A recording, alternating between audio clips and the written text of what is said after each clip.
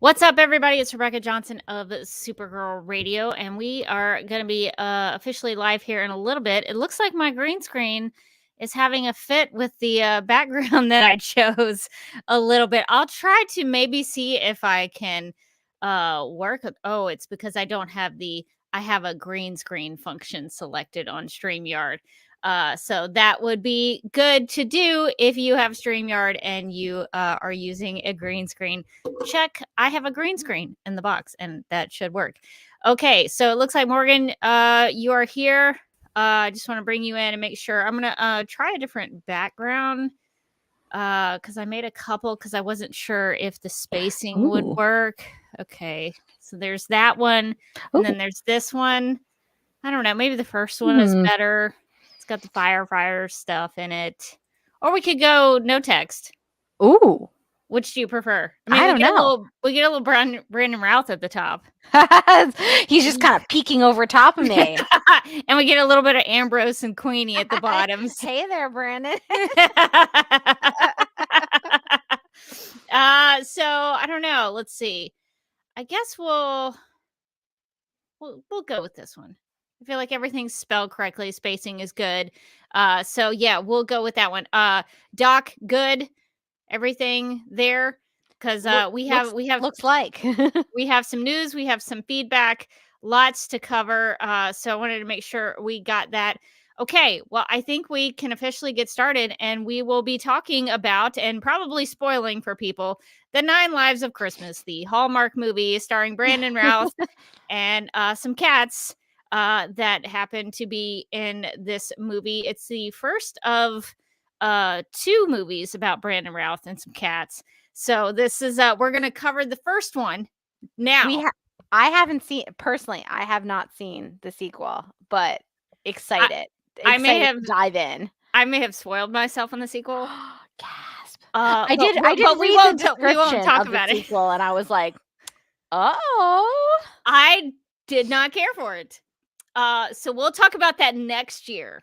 Ooh. We'll talk about that in 2024. Wait, did you watch the sequel already? I kind of like skimmed through it. I didn't like fully watch it. Gasp. But I kind of like I got started because I was curious to see like what the premise of the second one was. Yeah. And I kind of watched the first couple minutes and I was like, immediately, I don't like this. You're like, you know what? When you have perfection, the first. Yeah.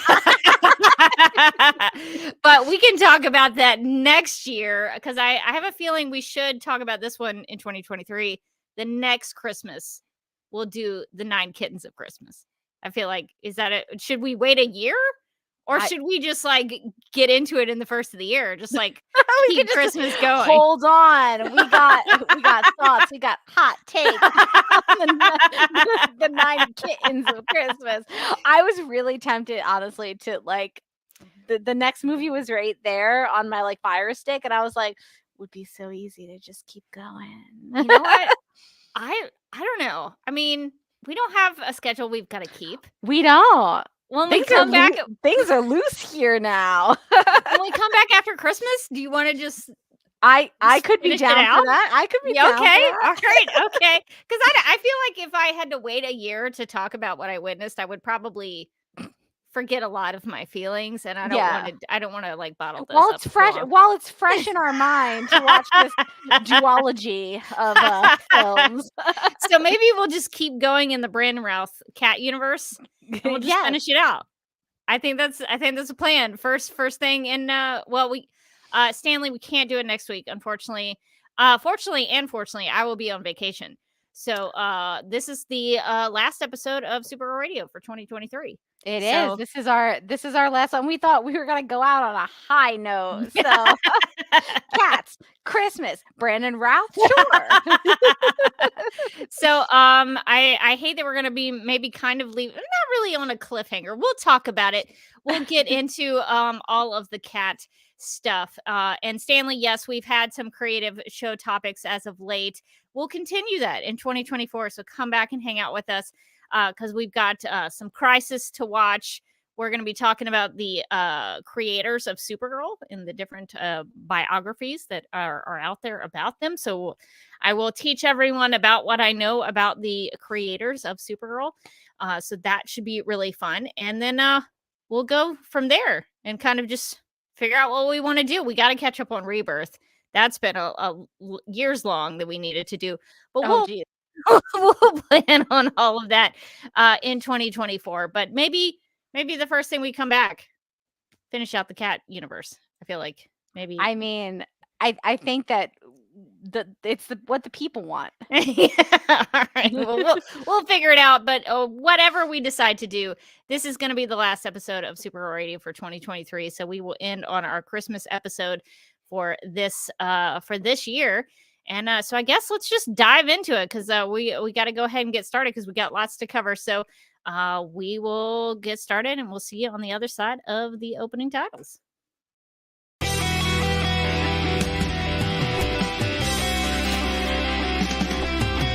McGurk! I love typing. Not mess with my Google Docs, Meeksy. Supergirl Radio is going live every night of the week. How do you like it? Is becoming a human burrito a plus or a minus? I don't know. It does seem snug. I mean, they say you are what you eat. Kira.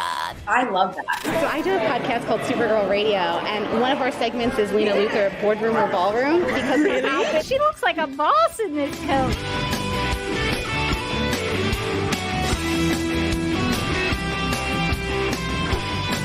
Nasty Luthor, like a different Luthor? It's not just Lena being mean? No. Helen Slater here. So fun to know that you're hosting a podcast called Supergirl Radio.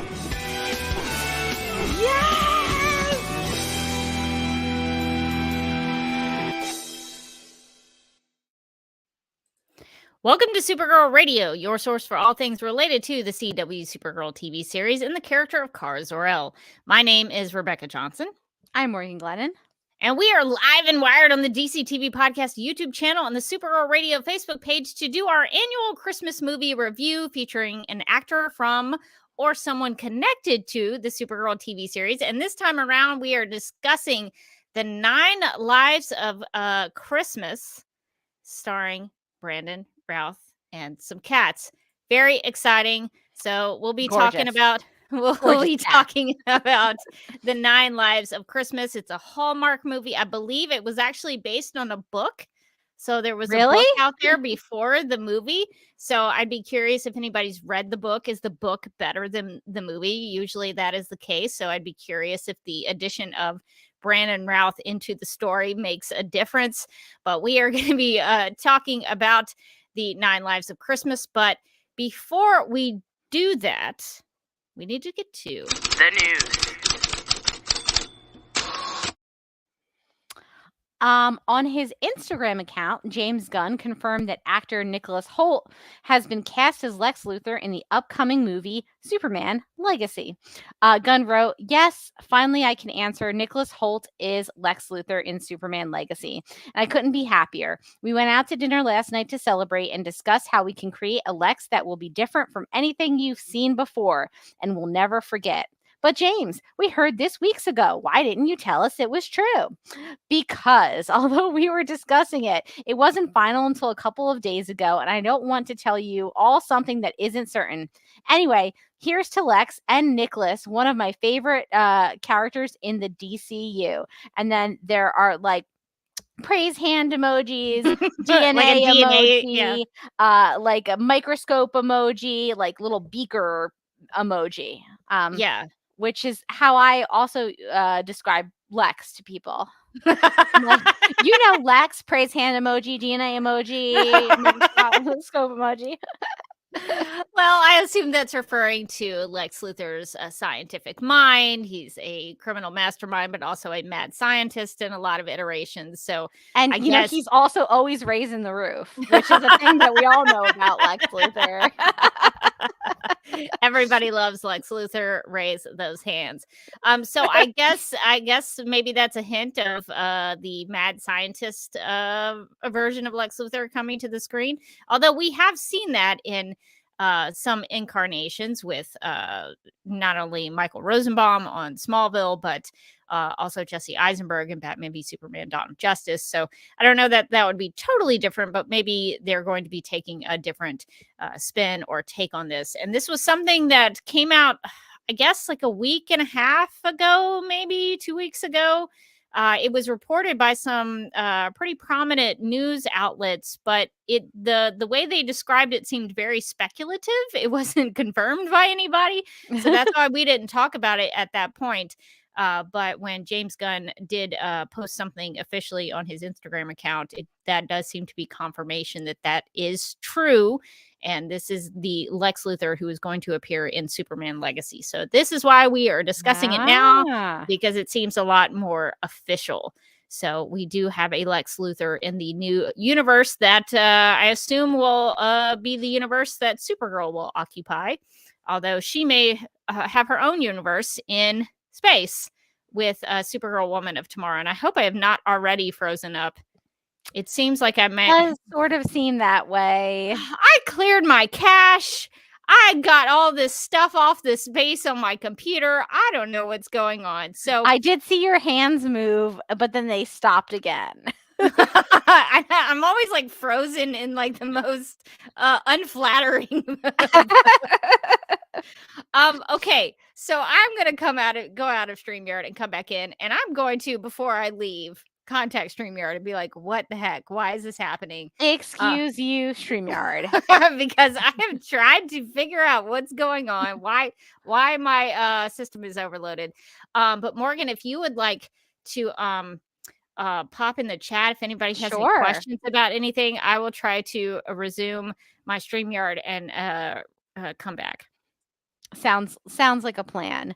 I do see in the chat, Rachel says, I still need to finish Rebirth. I stopped after Kara went to space, or rather came home from being in space. I definitely read the issues covered on the podcast.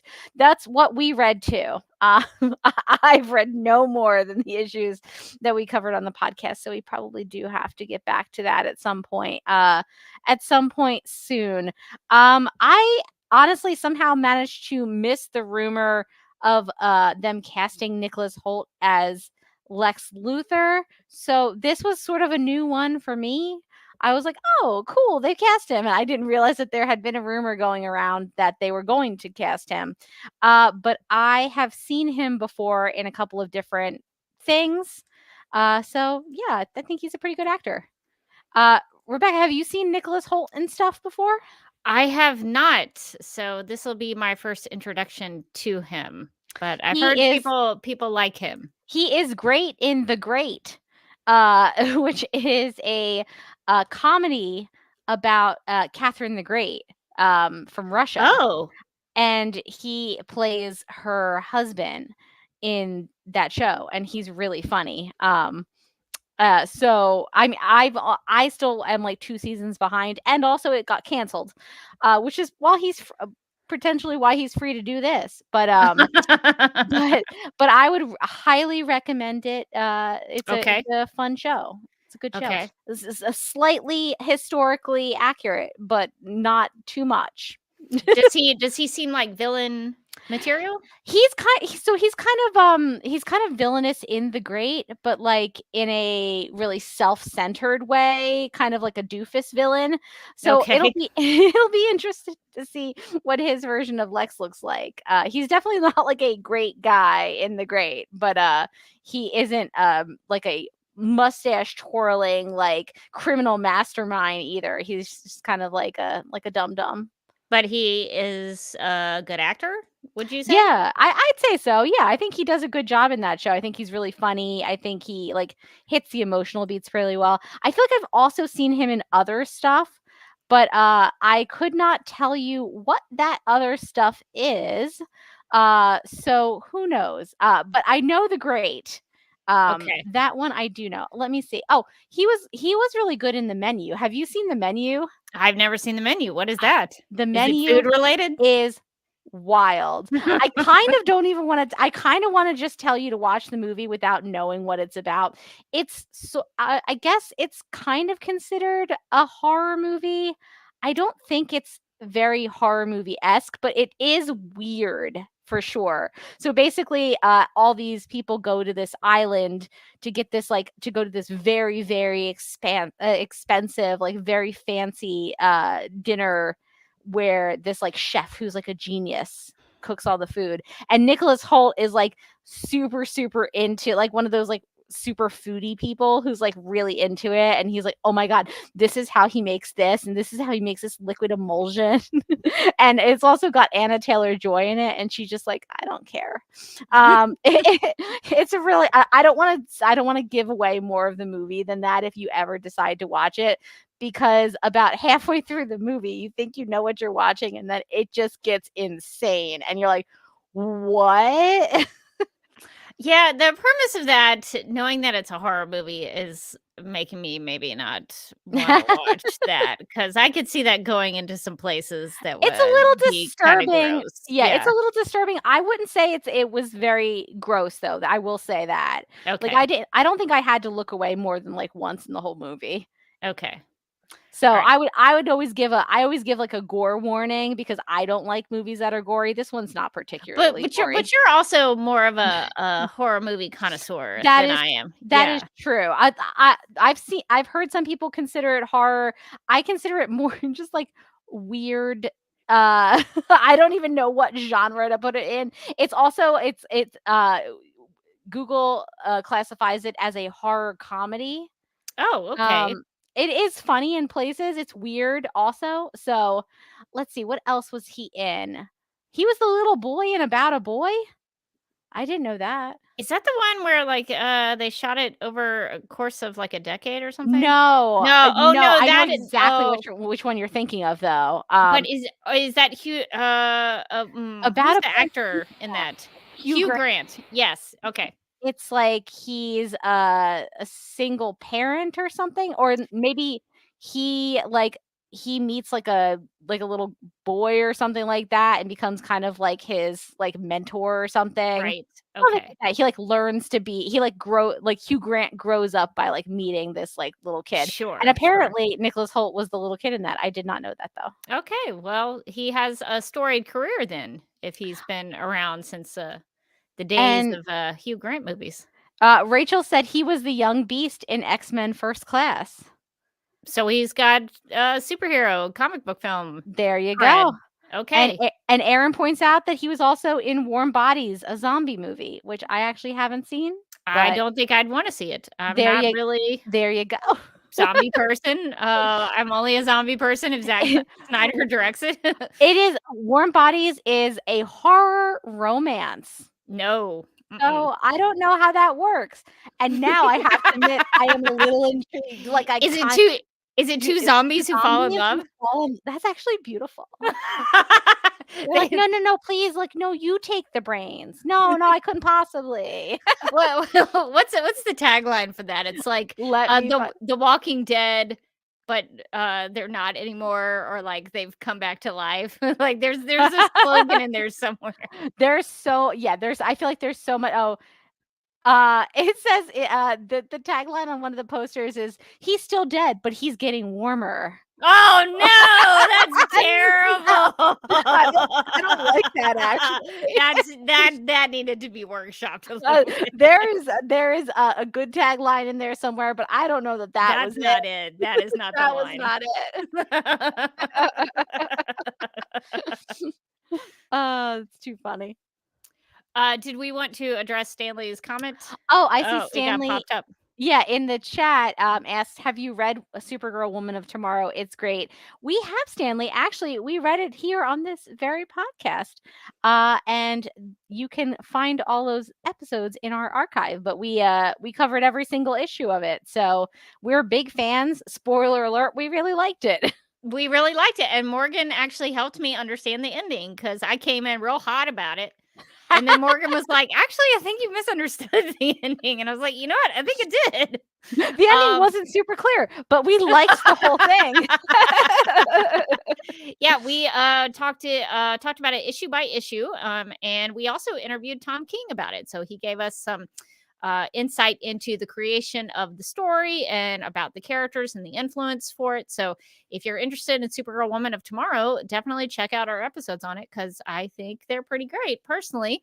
And it's worth checking out if you've read the story or even before you've read the story. So yeah, we like Supergirl Woman of Tomorrow. Super excited about the movie. We don't know much about it as of yet.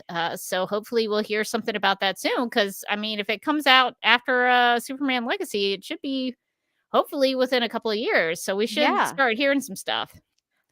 Fingers crossed. I personally, listen, I think Supergirl should come first. James Gunn, you've heard it here first. I mean, listen, Superman's great, right? No one's saying Superman's not great. We all love Superman. But think about it. Supergirl first? That would be a real first. She is typically older than him.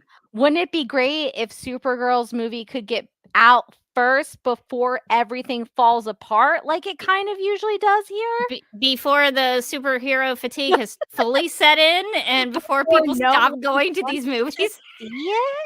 Wouldn't it be like such a fun little treat for us?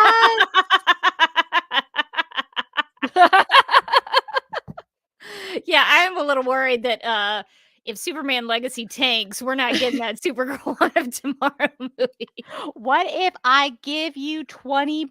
Could we put it in the front of the line? Could we just move it at the head, please? I don't think this is considered bribery. It's just encouragement. We're just trying a little to encouragement. Yeah.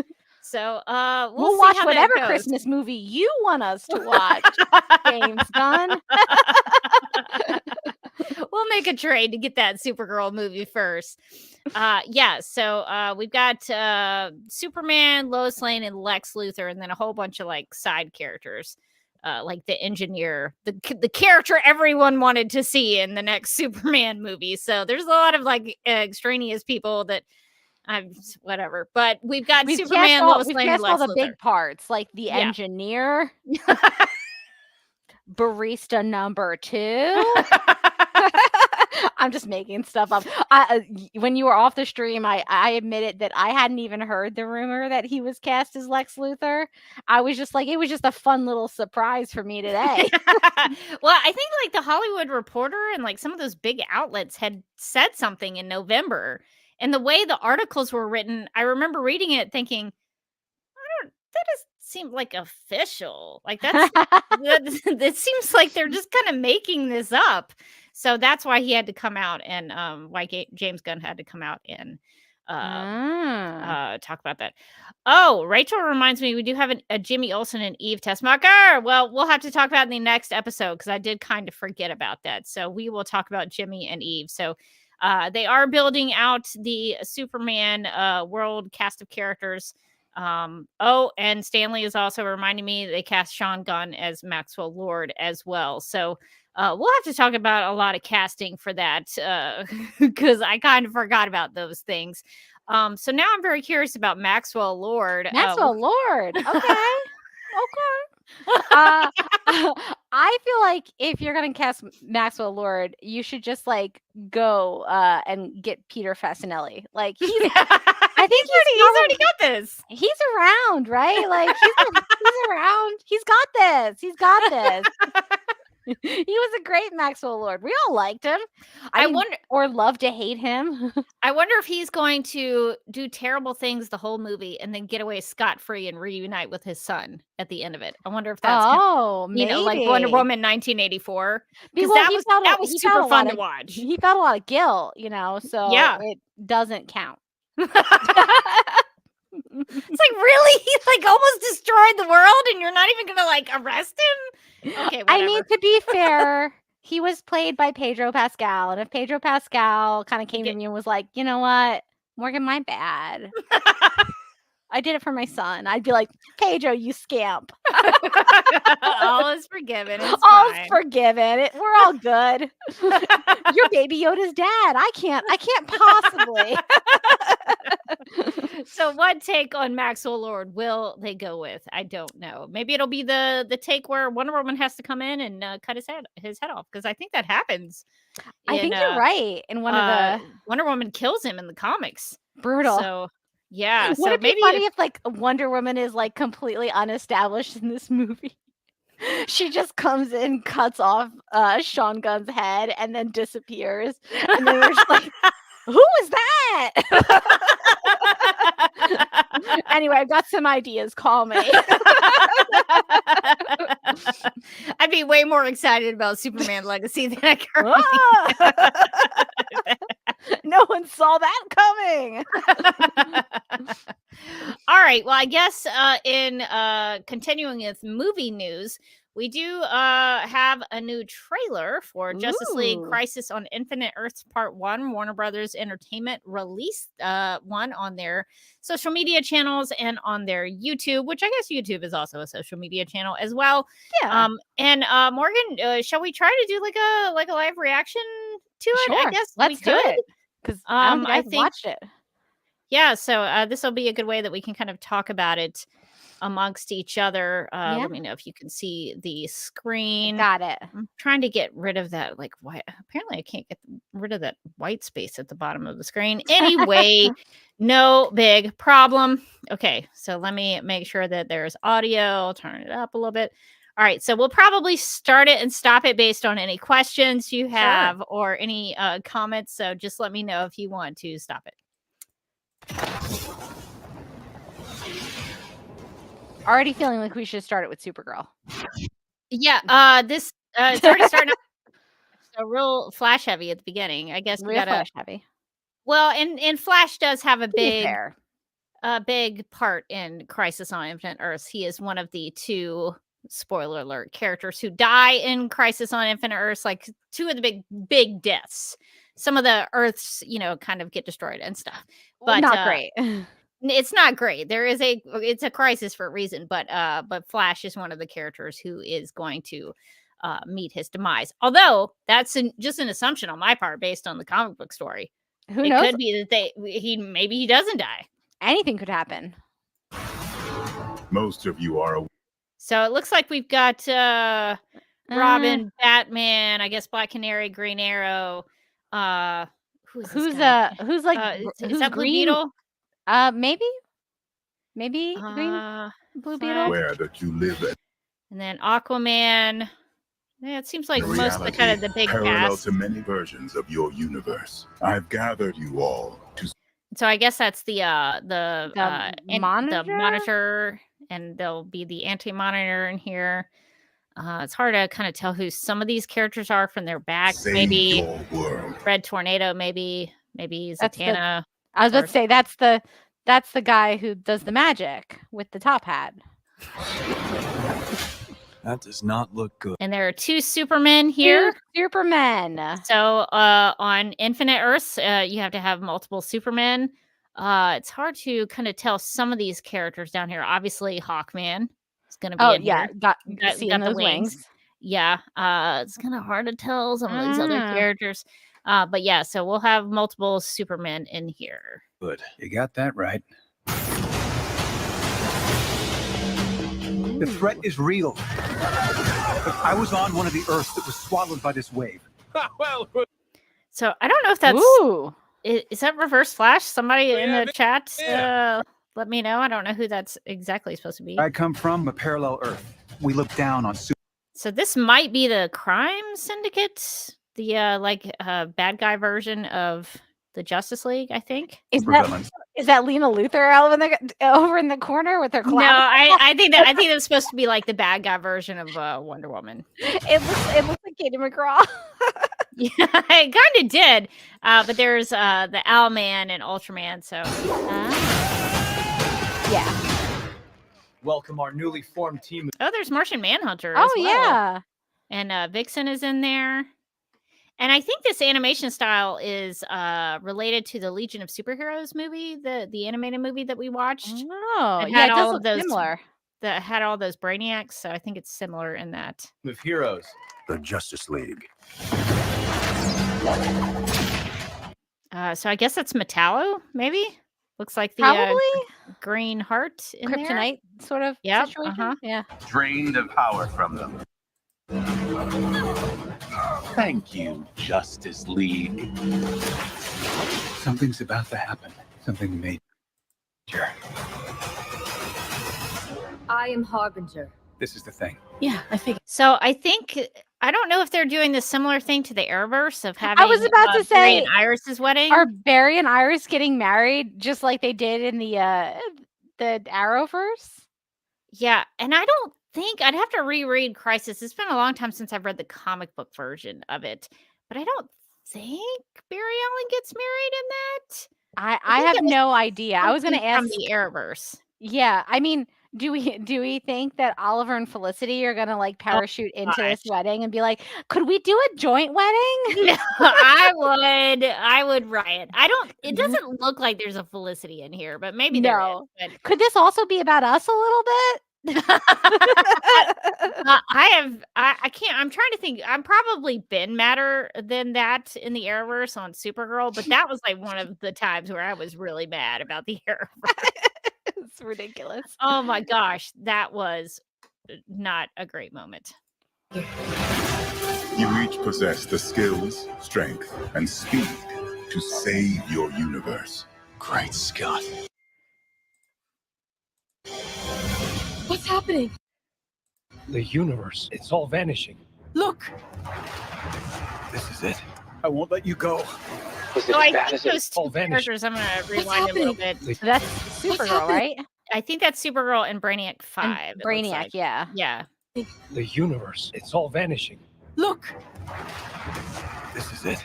I won't let you go. Was it as bad as it looks? Yes. 5, 4, 3, 2, 1. Ooh.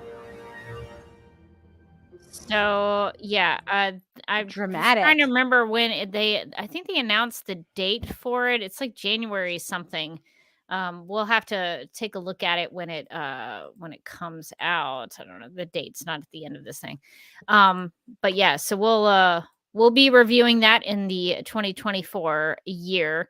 And I think it looks like maybe Barry Allen. I don't know. I think there's two parts to this. And it looks like maybe the Barry Allen big moment in Crisis might be in this one because it looked like some of his face was sort of deteriorating. It did look that way. I don't know what they're doing in that. So I don't know how they're going about packaging these two movies. Rachel says she thinks it's a trilogy. So there's 3 of them? That feels fascinating. I don't know how I feel about it. That's a lot. I mean, it is a big story. I don't know. I feel like that's a lot for me to invest in is movies. But if it is, I guess we'll do 3 episodes of Supergirl Radio dedicated to this Crisis animated movie. I hope that they really they watch the CW version. They were like, "This is perfect," and they do like the Care Bear stare at the end, where they all like hold hands and like, oh yes, they like believe in the power of love or whatever it is really hard, and that's how they fix everything. Because I feel like we should have more of that. That was delightful.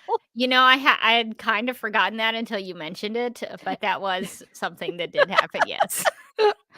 I have never forgotten that. It's seared into my brain. All the paragons joined together and did their Care Bear stare, and it was good. Yeah, and Stanley says not enough Supergirl on that. I agree. Agreed. There was that like one brief second of her, and I was like, is that her? Is that it? Yeah, this is one of the biggest Supergirl stories in her comic book history. So I really just hope that whenever they see if it's 3 movies, because I don't want to spoil it for people in case you're new to Supergirl Radio and you don't know what happens with Supergirl in Crisis on Infinite Earths. You might have already said.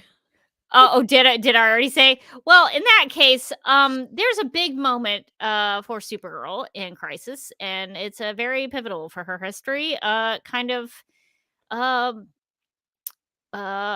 guess I could say, made it so that she did not appear in comic books for a couple of decades. And so I'll go ahead and say it. She goes on a vacation.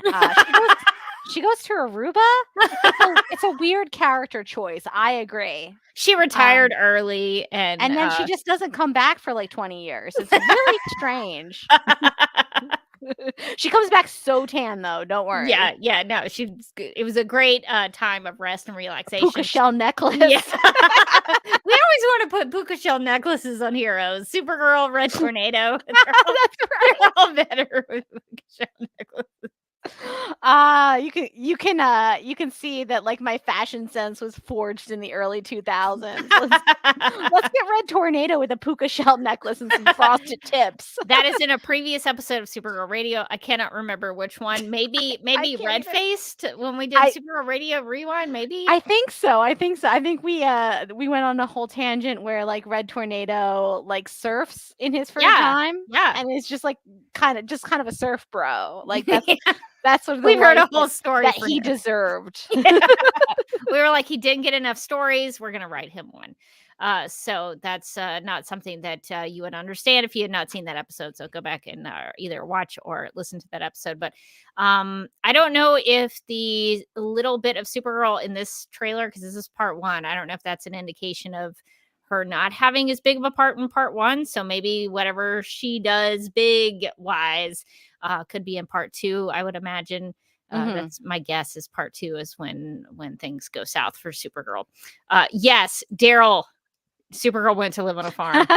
Yes, that's exactly what happened. That's what we're gonna really say. Happy there though, don't worry. She's with other animals. She's just living. She's with other people on the farm, just really having a good time. So that's what we'll say from now on. But I think most of our Supergirl Radio listeners, we all kind of know what happens to Supergirl in Crisis. But just in case, we'll not talk about it until we get to reviewing the animated series. So we'll keep a look out on that. I think January 9th maybe is the release date for part 1. So we'll cover the second the sequel to The 9 Months of Christmas, and then we'll dive right into Crisis on Infinite Earths. Nice. We're giving the people what they want, you know. Crisis, lots of cats, Christmas, Brandon Routh. Yeah, I think that'll be a good start to 2024. So that's how we will ring in the new year. So speaking of cats and Brandon Routh, let's get to talking about The 9 Lives of Christmas. The IMDb description for this 2014 film reads, quote, "After a stray cat adopts Zachary, he meets Marilee and realizes the single life is not as fulfilling as he thought it was," unquote. So, Morgan, what did you think about this story? A lot, Hallmark movies get the rap of, or the reputation of being kind of the same kind of story. I don't know if you felt like that. Was there something unique about The 9 Lives of Christmas that sort of sets it apart from other Hallmark movies? I feel like a lot of Hallmark movies have dogs, and this one had cats. And so immediately I was like, usually I like these, like I put these on in the background, but for some reason I'm really vibing with this one. And I think it's because of the cats. He has Brandon Routh's character has a boss at the firehouse, and the boss is like, cats are better than dogs. And I was like, bold, man. And then he carries around the little cat, and he's like, this is a good cat. And I was like, that's right. That's a great guy. I like that guy. That guy has it all figured out. I mean, he also really wants like his employee to settle down or whatever, which is kind of weird. But I think too invested in his personal life. Invested in his personal. He's like, don't you got yourself a lady? Brandon Routh's character is like, yeah, I am like literally dating somebody. He's like, but I don't like that one. It's like, sir, you're my boss. Step back, please. Well, I will say in the story, Sam, his superior at the firehouse. So I almost said Christopher Reeve. Brandon Routh's character is a firefighter in this story. He poses for the firefighter calendar for the year. He's going to be on the cover. He's a firefighter, lives in the firehouse. He also has a house. He's also like a firefighter / like house fixer-upper. And So you asked me what I thought about this movie and like how it differentiated itself from other Hallmark movies. And yes. my answer would be there's so much stuff in this one. Like Oh, like how? I just felt like this movie was like, we need so many subplots. Like we need subplots upon subplots. We need things upon things upon things. It can't just be that they both like cats and it's Christmas, which I think is a valid movie idea. You could tell that story. He's also flipping a house. Right. He also has like kind of an evil girlfriend. She's the worst. They both have traumatic backstories that they info dump on each other. The girl is studying for her exams and she doesn't have time for love, except that she made up a fake boyfriend. Adding the fake boyfriend on top of everything else that was happening was a lot. Also, it's a story about a man falling deeply in love with a cat. And so and so I was just like, at some points I was like, really, do we need the fake dating storyline like layered on top of all of this other stuff? Like, isn't one of these one too many? And the movie was like, no. Yeah, I almost forgot. This is how many storylines there are in this hour and a half. I want to be really clear. It's an hour and a half movie. She has to move in with him at one point, and then they're like roommates, but not really. But then they get like all domestic with each other, and then it scares him, so he pushes her away. And I was like, what is happening? Are they still fake dating? I can't tell.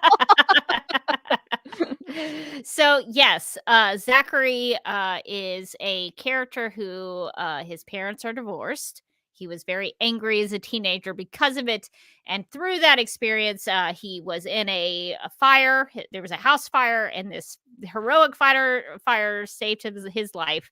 And that's when he decided he was going to stop being angry and he was going to help other people and become a firefighter. And that firefighter turned out to be his boss at the firehouse, and that's why he's so invested in Zachary's life. That's because fair. He is kind of a father figure to him.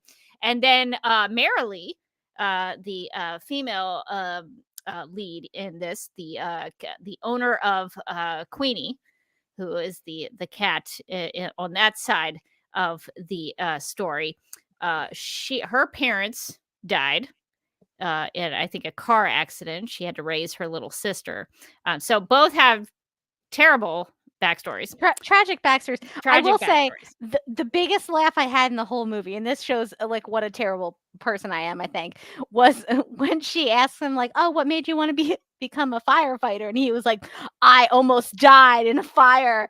And I had to like pause it because I was like dying, because I was like, it's so dramatic. Like that's he didn't need to have almost died in a fire to want to become a firefighter. It was just like, and that fire like killed my, it was just really strange. It was like they both had like it was like they were having a tragic backstory off in this one scene where she was like, my parents died and I had to come home and raise my sister, and like that's why, and now I'm working my way through school. Why'd you become a firefighter? Well, a fire almost killed me, but then I decided like, oh my god, is it like any conversation with you guys normal? Both of their backstories are a little cliche. Like when she said that my parents died in a car accident, I was like, oh my gosh, really? Like me laughing when he said I almost died in a fire. So that's why he became a firefighter. Yeah, I had the opposite. I had the similar reaction, but to her story. Yeah, I was like, oh my gosh, okay, come on. Although, even though those were not believable, the one thing that I thought was super believable in this movie is that all the female characters in it, even the side characters, were fawning over Brandon Routh. I thought that was the most believable aspect of that was this believable. Movie.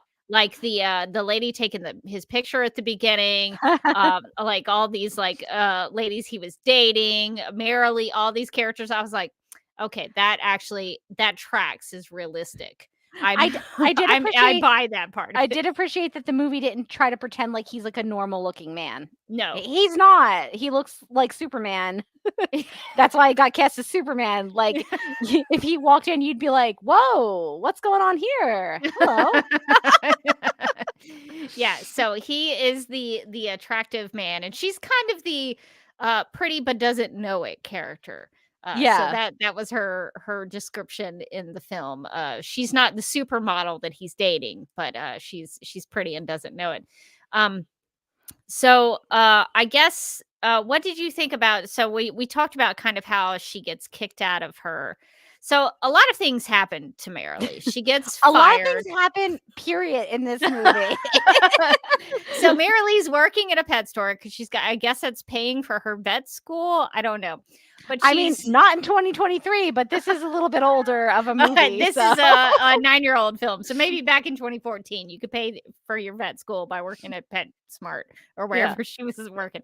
So she gets fired because Zachary's girlfriend doesn't like her and gets her fired because her dad owns the pet store. And then she goes home and her cat gets discovered by the landlord and she has to be evicted because you're not allowed to have cats in the premises, which I also found very believable because I had a cat when I was in college. I had 3 other roommates and we had a cat that lived with us for about 6 months and we were not supposed to have a cat in there. But we were trying to kind of save this cat from being sent somewhere else. So we decided we would take in the cat. His name was Socks. He had little white paws. He chomped on all of our candles. Sounds great. He cat. One time I came back to the apartment, opened up the front door, walked in, and he was sitting in front of the door, like licking himself as he was cleaning himself. And I was like, Socks, you cannot sit right in the front of the door. And then he also, I think, would sometimes look out the window. So inevitably, Socks got discovered by the apartment people, and we had to give Socks to someone else to take care of. Rehome Socks. Yeah, poor Socks. It was devastating. I was highly allergic at the time. Socks could not come into my room, but it was. I kind of enjoyed having Socks around, so it was very sad when he had to go. But cats do give themselves away. I found that part of the movie pretty believable as well. They don't like to follow our rules, and they don't like to follow your rules in particular. So if you're like, cat, you need to hide when people are out, the cat will be like, present myself first. Need to back that thing up right into the nearest visitor? Sure, I can do that. You're like, no, cat, no. Why did you do that? So I miss Socks. He was a good cat. He sounds like a great cat. He was a good cat. I used to put little teddy bear t-shirts on him. He hated that. He did not like clothes, but it was really funny. Oh, I bet he looks so cute too. He was really cute. So that was the last time I got to have a cat. But so her apartment, she's got to move out and she's got to move in with Zachary because he offers her a place. So there is a lot going on in this movie for sure. There sure is. I do appreciate that this whole movie is kind of based off of the cat distribution system, which is something that I had to look up because I've seen it online a lot. And the cat distribution system theory is basically that cats tend to just kind of you go adopt a dog, you go find a dog, you go buy a dog from a breeder. Cats just sort of find you. You're just out and about one day and and you come back to your house and there's a new cat in there and you didn't adopt that cat. You didn't even let that cat in. Somehow that cat got in there, but it's now your cat. And Brandon Routh's character goes through a similar situation where he is gifted by the gods a cat. The cat is provided to him from the cat distribution system, and he tries to give away the cat. But the thing is that once a cat is chosen, you've been chosen. Yes, you've been chosen. It's a sacred duty. It's a sacred honor. So did you kind of think that maybe Ambrose was a little bit of a metaphorical stand-in for Zachary at all? Do you think there was any connection between Zachary and Ambrose and Marilee and Queenie? You know what? That's a great question. I think there was in the way that the two cats fell in love. And just like their owners were falling in love but couldn't admit it. And Ambrose, like, listen, Ambrose saw Queenie and he was like, that gorgeous long-haired cat, that's my new girlfriend. Big orange cat energy, just going in there, not even confident and wrong, orange cat energy. And Queenie was like, I like it. So I like that the cats managed to get it together and work it out before their owners did. I like a future idea where these two cats can, just live their little cat lives together. It sounds beautiful. Personality wise, I'm not sure. I mean, Ambrose was like a great cat, just like top tier cat, but I feel like they could have had maybe had Ambrose and Zachary have like similar personality quirks. I think that would have been fun. Yeah, because I guess Ambrose was helping Zachary maybe learn how to care about someone else, maybe. Because Zachary is a character that's like, because my parents divorced and I was angry about it as a teenager, I don't want to have a committed relationship. I'm not interested in happily ever after. And so I guess Ambrose is teaching him, like, you can open up your heart to someone else. Yeah, it seemed like he was like very closed off. He didn't even really want to have to deal with the cat. He was like, "No, I'm a lone ranger. I'm just by myself. Like women come and go, but I don't want to commit." And he didn't even want to commit to that cat. But guess what? It's a cat and it doesn't care what you want. That's the thing. That's sort of the main thing about cats. Bunsen agrees. He says that's really the main thing that you need to know about cats is that they do what they want. They eat the wires on your headphones when you ask them not to. They knock over your ring light when you say, please don't do that. Yeah. That's sort of their whole thing. Sometimes they want the limelight and the spotlight. Sometimes they want to sleep on your bed and they'll cry outside the door to do that. Bunsen does that. Yeah. Bunsen, you do that, but we don't let you in the bedroom. Not like Ambrose got on that bed. You're not getting on that bed. So Ambrose was pretty clever. He figured out a way to get back in there. He did. Bunsen could take some lessons from him. Although Bunsen, I feel like, is like my little serial killer because Bunsen will fully try to open the doorknob, and so you'll be sleeping and you'll just hear. Oh no! Like a horror movie, like That's it's like terrifying. Freddy or Jason trying to get into your room, and you're just like, Bunsen, go to bed. Bunsen, you gotta go to bed. That is scary. If Bunsen had opposable thumbs, he'd be unstoppable. But he doesn't, so he can't open that door. Right, buddy? One day you'll evolve, won't you? So what did you think? I guess I wanted to get to the ending, but do you think that there's something else that we need to talk to in the build up to their relationship? What did you think about I guess before we get there, because I had conflicting thoughts about, so Marilee's friend suggests to her that she put up some mistletoe in the house that they are sharing together. What did you think about that? I thought that scene was so strange that I felt like I had imagined it, like I had dreamed it, and that I had watched it wrong. So I went back and I rewatched the scene again, and it wasn't any more normal on the second time. So I realized it wasn't me. But yeah, she's like putting up the mistletoe. And she like walks right by, doesn't notice, and she's like, "Oh, okay. Well, I guess I'll just take it down. It's embarrassing that he didn't notice." And then all of a sudden he like comes up and he like kisses her really dramatically. And I was like, "Is that supposed to be because of the mistletoe? Are people that serious about mistletoe?" He said he didn't have a choice. He had to do it. Yes, when he talks later to his firefighter friends, he's like, "I had to, man. It was the mistletoe." It was like, really? I don't think it's that serious. I don't think mistletoe is that serious. Bunsen, I swear to God. Oh no. You cannot have it. You cannot have it. Everything's fine. Do I need to put up the lab cat emergency video? No, he's being real good. Come on, be real good. I had a feeling that one of them was going to come visit because we are talking about the 9 Lives of Christmas, and Yes. they both watched it with me, you know, so Yeah. they probably had some thoughts and feelings on the Bunsen, I think, was really actually invested in the relationship between Really? Ambrose and Queenie. Oh yeah, weren't you, buddy? He was really invested. He really wanted those two to make it work. Yeah, did you want those two to make it work? He sure did. He said he's a softie at heart. He's a romantic, Bunsen is. Yeah, I was curious what you thought about that mistletoe scene because I thought she was dreaming.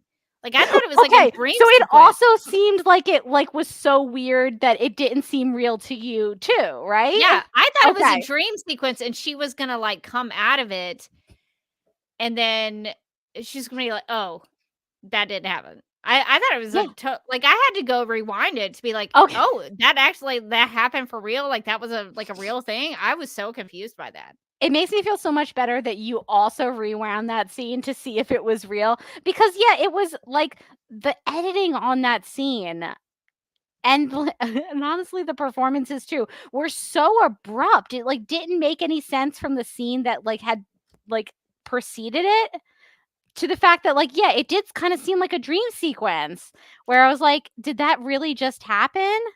Do you feel, I guess since we both sort of had issues with is everything okay? Everything's fine. It's going great. Bunsen really wants to be here for this particular recording. And I don't feel like I have the heart to throw him off. So he's just going to have to find a little place on the desk. If my camera keeps moving, it's because he keeps headbutting the laptop and it keeps Okay, all moving right. the laptop. But that's okay. That's fine. He can do what he wants. Do you think that the movie did a good job of building up their relationship? Because for a large portion of the movie, Zachary is with this Blair girl who's just the worst. She's a supermodel, she's superficial, she's selfish, she's mean. She doesn't like cats. That's the most important thing. She wants to get rid of Ambrose. How dare she want to get rid of a big chunky orange boy like that? And also she can't decide between different shades of white. Big problem. She's like, they all look the same to me. And unlike Marilee, who is like, obviously you need ecru. My favorite is like later on when she's living with him and he comes in and she's like painted all of the walls of the house and she's like, oh, just little old me. I just thought I would do this to help out. I'm just a professional house painter in my free time. I just don't know what to do with myself now that I'm not in vet school classes. It's like, all right, Marilee. All right, calm down. But I guess my question is because like he's with that Blair girl for a long portion of the movie. Yeah. And then sort of like the last, I guess, 30 minutes or so, they move in together. He and Marilee move in together.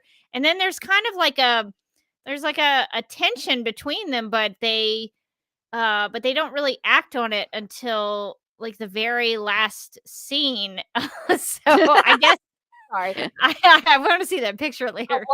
A lot is going on right now. This is Bunsen right now. He is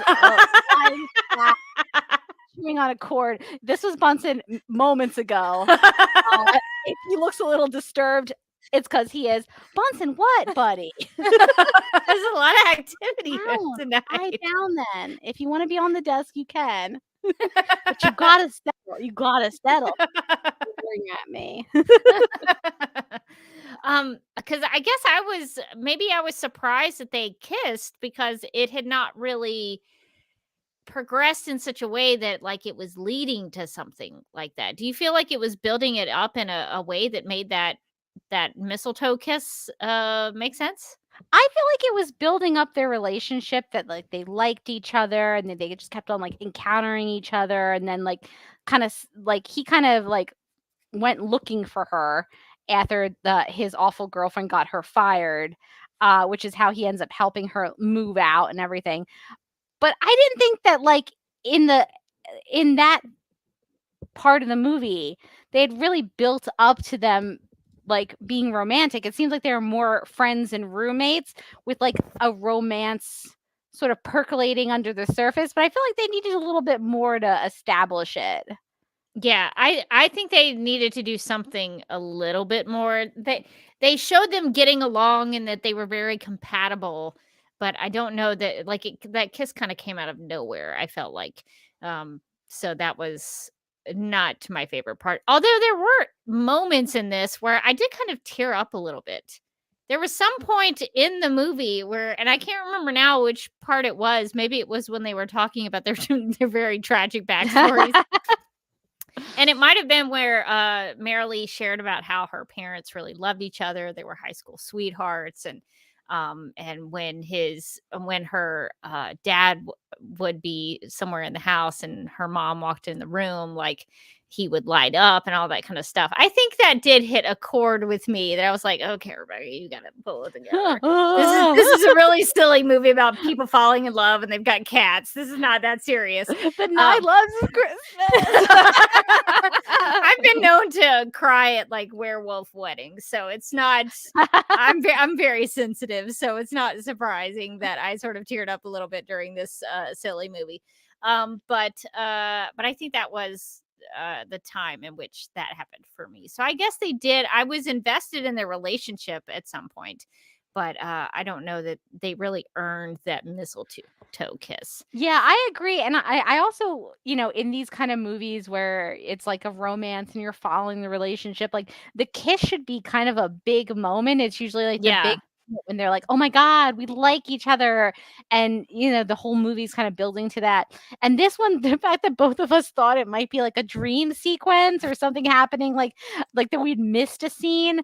I think that's not great. Like that should have been like the moment where you're like, yeah, you're like, cheering along instead of being like, what? Why?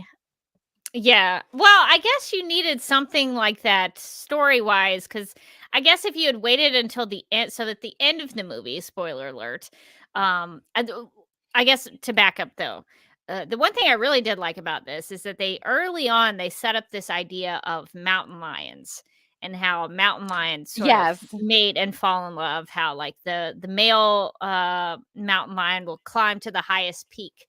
And if the female mountain lion comes and meets him at the top, they'll be together forever.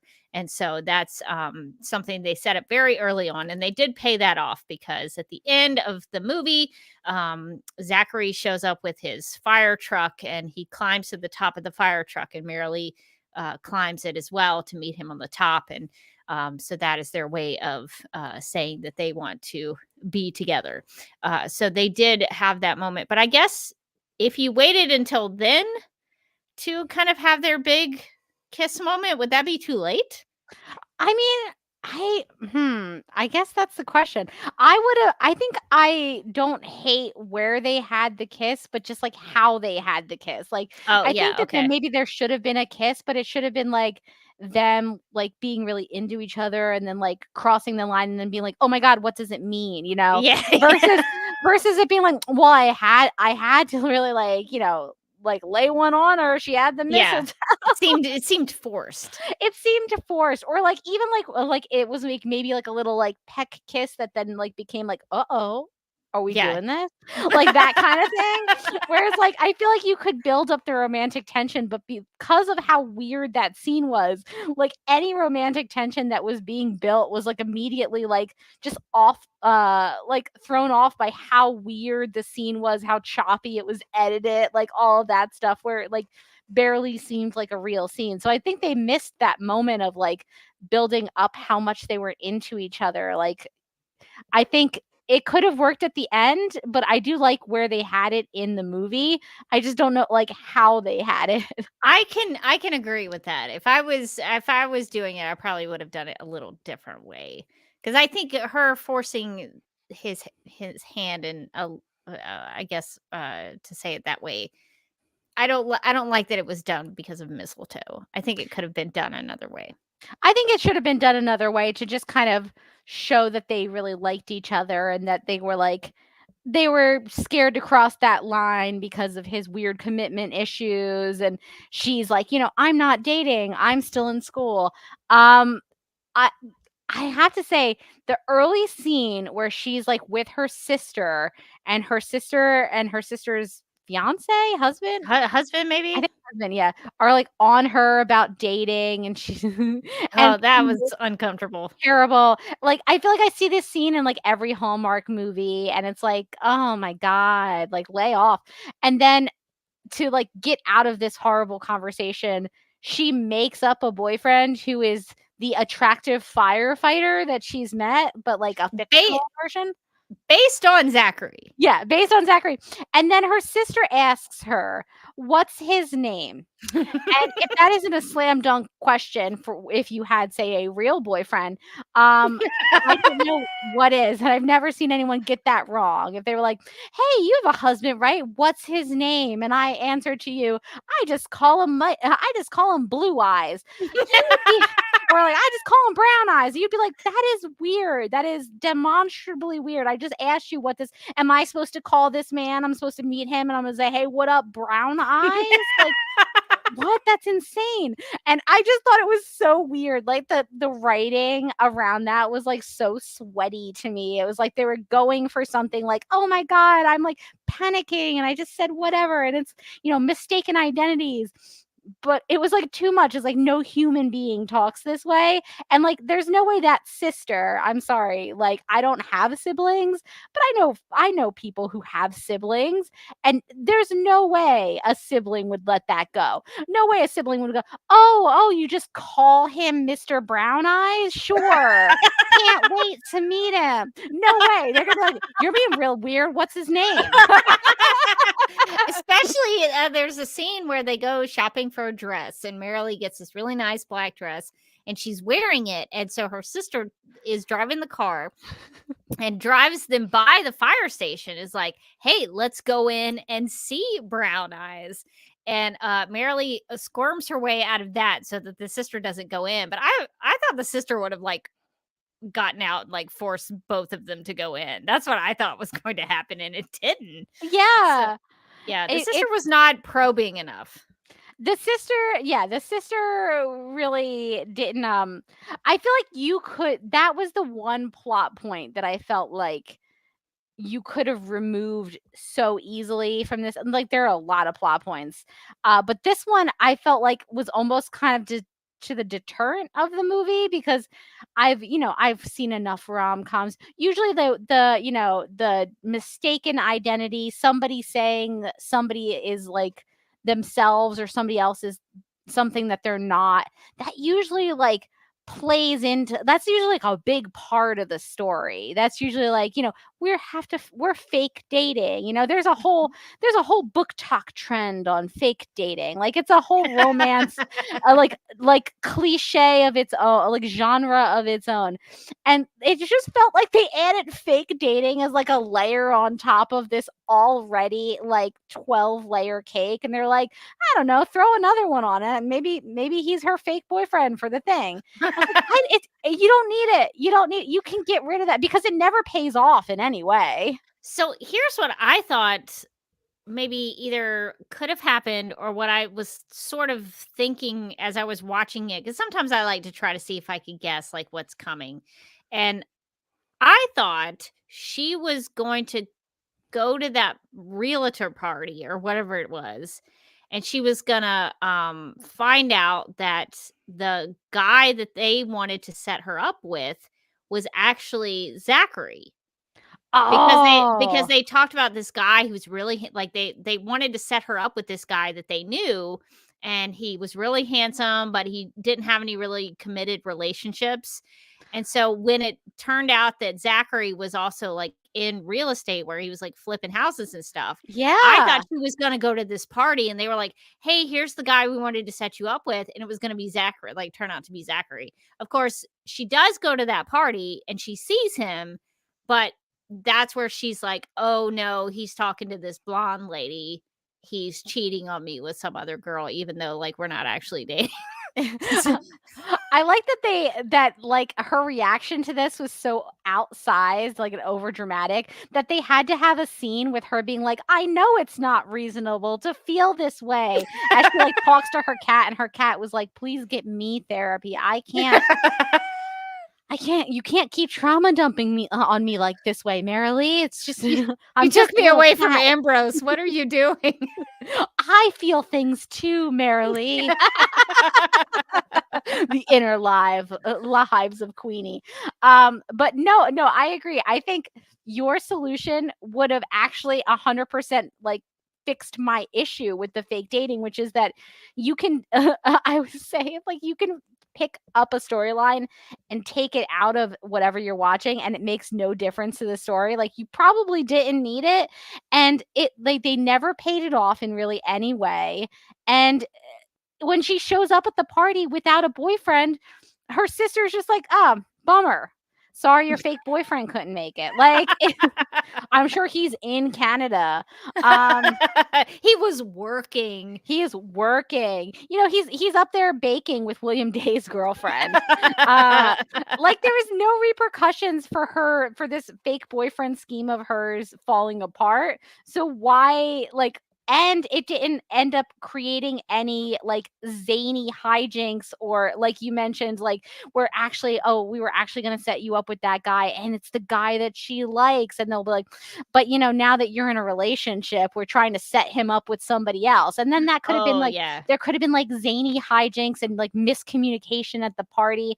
But instead, it's just like, oh, she sees him with some other lady, talking to some other lady, and just assumes the worst. But it's like, at no point did her lie about having a boyfriend really impact the story in any way. That's a really good point. That the fake boyfriend it's never resolved. Like, nobody ever, like, I don't think it's ever dealt with by the sister. Like, she never finds out that it was like a fake boyfriend at all. And so usually, yeah, that is strange. Like, usually when you have like a romantic comedy where the premise is like somebody is lying about something, like, you get that like third act where the person finds out, like, oh, you're dating me for your magazine article? You'd be using me, a Matthew McConaughey? And like, usually there's fallout from that, so that like the lie is an integral part of the story, and it impacts the falling action of the story. And instead here, the lie just sort of exists to add more zaniness on top of what is already like a lot of zaniness. This woman meets this guy like several times. He gets a cat. His girlfriend tries to give her the cat. She's like no to the cat. Then she gets fired. Then she gets evicted. Then she has to move in with this guy. Then, oh, are there feelings? Maybe there are feelings. Then she gets mad because she sees him talking to a blonde, and she leaves, and she moves back out again. And like, only at the end do they get back together. But it's like, there's so much stuff happening. Like, adding the layer of the fake boyfriend, it doesn't come back around. The sister, as far as we know, is like, oh, hey, it's her firefighter boyfriend she's told me about. That's cool. and then by the time the end happens and the mountain lions go up on the top of the trunk, the truck, like, her sister would know no difference, because then Marilee would introduce her sister as, hey, this is Brown Eyes. And so it would match out. We don't see that, but like, that's what would inevitably happen. So I guess as an exercise, I'm curious how we would do this. So if we think there's too much going on, what do we like about this movie, and what would we throw out? Ooh, yeah. So like, what would you keep about this movie? Ooh, interesting. Yes, because I forgot to mention, and you've mentioned it a couple times, that he is also not only a firefighter, but he's flipping houses. Right. Which also he's seems buying them, fixing them up, and then selling them. Buying them, fixing them, and flipping them.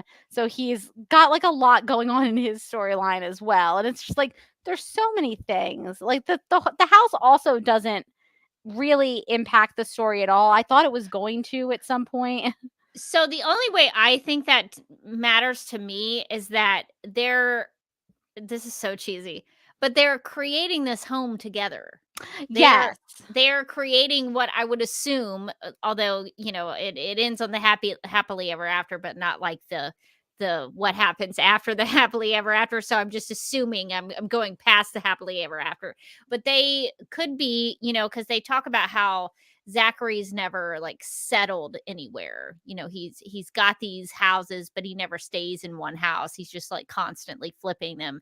So the only reason that I think that could matter is if he settles in this house and he and Marilee have created this home together, which I think is a Yes. nice I thought, do that like, they have yeah. these 2 cats, they live in this house together. She's helped him pick a paint color for the wall. Backsplash. She connected the oven. They're cooking together. They're eating meals together. So they've created this home, like a permanent home, which don't want to spoil the 9 Kittens of Christmas. We'll get there. I have a lot of feelings about how things go down. But we won't get into it for this discussion. I'm very invested at this point in Zachary and Marilee, and I have a lot of feelings. But I think the flipping part of this is that he could be creating this permanent, solid home with her. I And so like that. I kind of like that, but I agree it's too much. He's got to either be a house flipper or a fighter. I don't know that he can be both. Yeah, I mean, I guess the firefighting he doesn't really do anything with it in the context of the movie. It's not like there's a big fire at one point in the movie and she's like, "Oh no, what will happen to Zachary? My brown eyes." That would have been Although that would would have been great. Add a little action in there. They didn't have the budget for that. They didn't have the budget for like real fire. But yeah, no, I kind of agree. Yeah, it's a little bit much, but I do like that like she got to help him design the house. And at one point he talks about selling the house and she gets kind of sad because she's like, "Oh, I liked it here. Like liked it with us together." And I do think that kind of gives you the idea of their relationship, how they've kind of gotten like really domestic and they're like picking out paint colors and they're picking out backsplashes and tiles and things like that. So yeah, I do like that. Yeah, I don't know that I think it would be the fake dating that I would get rid of. Just completely, and also makes her sound insane when she's talking about it. Also, it's borderline. I would say it's borderline creepy. Like you meet a guy at the grocery store and looks like Brandon Routh and you're like, wouldn't it be great to be Mrs. Superman? But then your family member asks you if you're dating somebody and you're like, yes, the man from the grocery store. Like now it's getting a little weird. Now it's starting to feel like maybe you're a little bit of a stalker. and then she keeps bumping. There is a cut of this movie where it's a horror movie and she's stalking him, and that's why she just keeps casually bumping into him everywhere. She just happens to be there. You're at this party too? Oh no, I got evicted. Wherever will I live? I mean, it would be great if kind of like at the end is like they're pulling back and then you just kind of see into her room where she's got like one of those murder boards with all the red string. Zachary shrine. and like pictures of his like daily routes so that she could like bump into him, and she's like, ha, ha, ha. She's tracked all of his activities. Exactly. And his patterns of where he goes. Yeah, because at one point she just happens to find Ambrose on the street. How convenient. She goes to return him to the firehouse. I mean, it would have been great if like we saw like a little cut scene where she's the one who opens the door and lets the cat out so she can return him later. Yeah. Right? I'm creating like the horror romance version of this movie. Okay, so if you could write that story, that's what you would add to it. Yeah. I would add that she's been doing this whole thing the whole time. And in fact, before she even met him at the grocery store, she'd seen him already. She was like, that's it, Mr. Brown Eyes, here I come. And so this whole time he thinks that Blair is the psycho. Yeah, but really the psycho is Marilee. It's Marilee. She's like, I can't study anymore. So at the end of this horror version of the 9 Lives of Christmas, does she get killed by one of the cats? Does she die Ooh. by cat? I think that the cats are in on it. Okay, I've got a pitch. I think she goes into a room. The room is painted black. He was like, "Why are we painting this room black?" She's like, "Don't worry about it." And she pulls back the rug and there's like a pentagram and like the cats start like lighting a candle.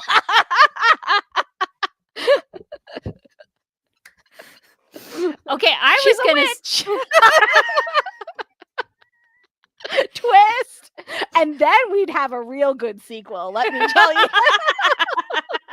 Well, I was gonna suggest that maybe there's an accident with the cats and they like claw her eyes out or something, like something really nasty.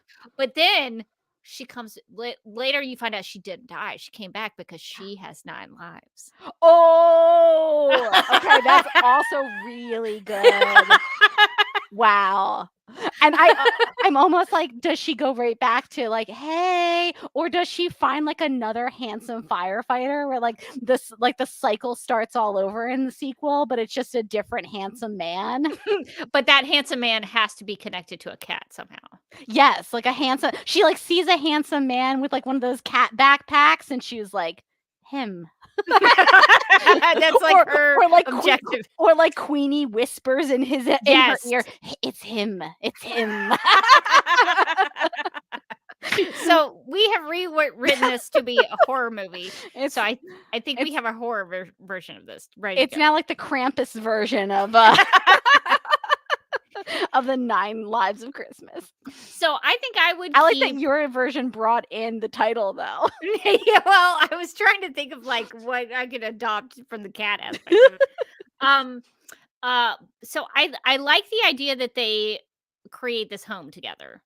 So I think I would keep all of that. I would keep Ambrose and Queenie. I like those aspects of it.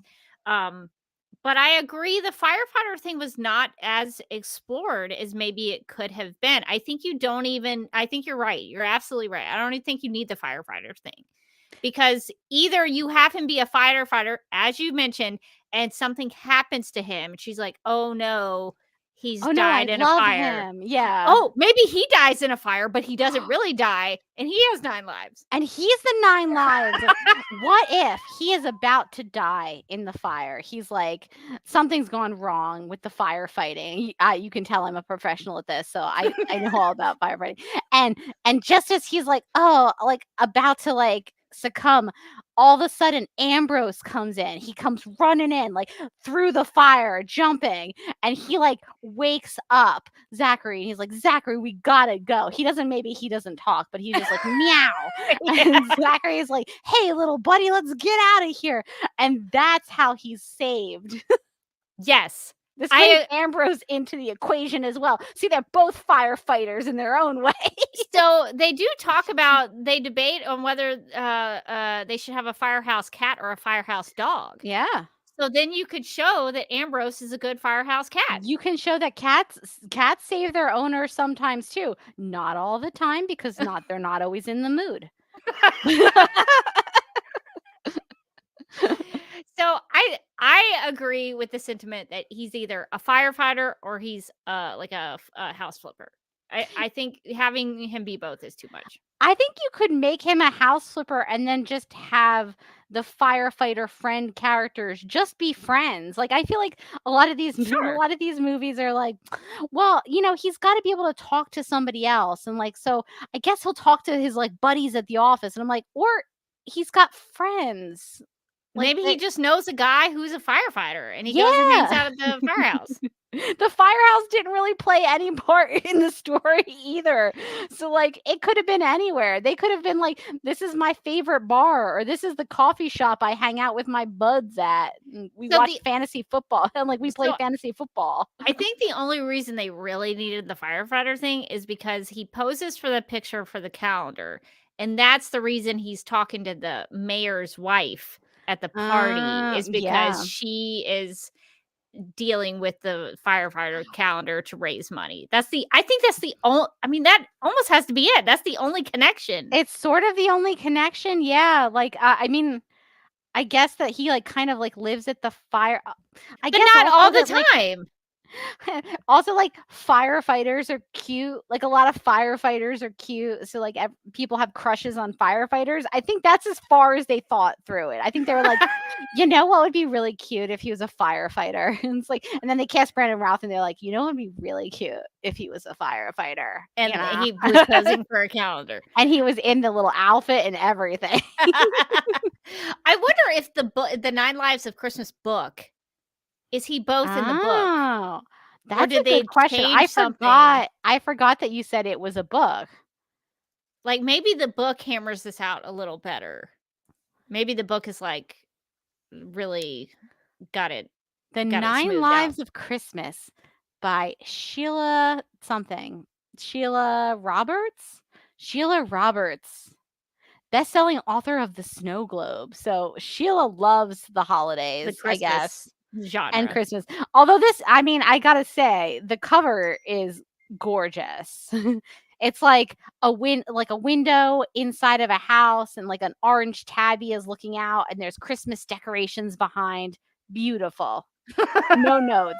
No notes. Yeah. So I wonder if we did go back and read. I mean, we could read the book and then have a book club discussion if you want to. They're like, it started out as a Supergirl podcast, but now it's the 9 Lives of Christmas podcast. They're really deep into the lore now. Okay, so in the book, he is a firefighter. Oh, okay. So is he only a firefighter though? Okay, but interesting. It says so. Okay, I'm down the rabbit hole now. This is the description of the book from Read it, yes. Amazon. It says, when a guy is in trouble, he starts making deals with his creator, and Ambrose the cat is no exception. So already I'm excited because it feels like the main character is the cat, which I agree with. Okay, let's go back. Wait, the creator. What is it talking about? Let's not worry about that right now. Is it a faith-based book? No, okay. It says, in danger of losing his 9th and final life, Ambrose makes a desperate plea to the universe. He'll do anything, if he can just survive and enjoy a nice, long, final life. His prayer is answered when a stranger comes along and saves him, and now it looks like he has to hold up his end of the bargain. Cats are never going to hold up any end of the bargain. I hate to tell you, lady. All right. Stranger. So by that description, Ambrose could have saved Zachary from a fire. Because he's got to hold up. He has to rescue Zachary. Exactly. Listen, I'm thinking 10 steps. The description goes on to say, the stranger turns out to be a firefighter named Zach, who's in need of some serious romantic help. If Ambrose can just bring Zach together with Marilee, the nice lady who works at Pet Palace, it's bound to earn him a healthy 9th life. Unfortunately for Ambrose, his mission is a lot harder than he ever thought. Marilee is way too shy to make the first move on a ladies' man like Zach. And Zach thinks he's all wrong for a nice girl like Marilee.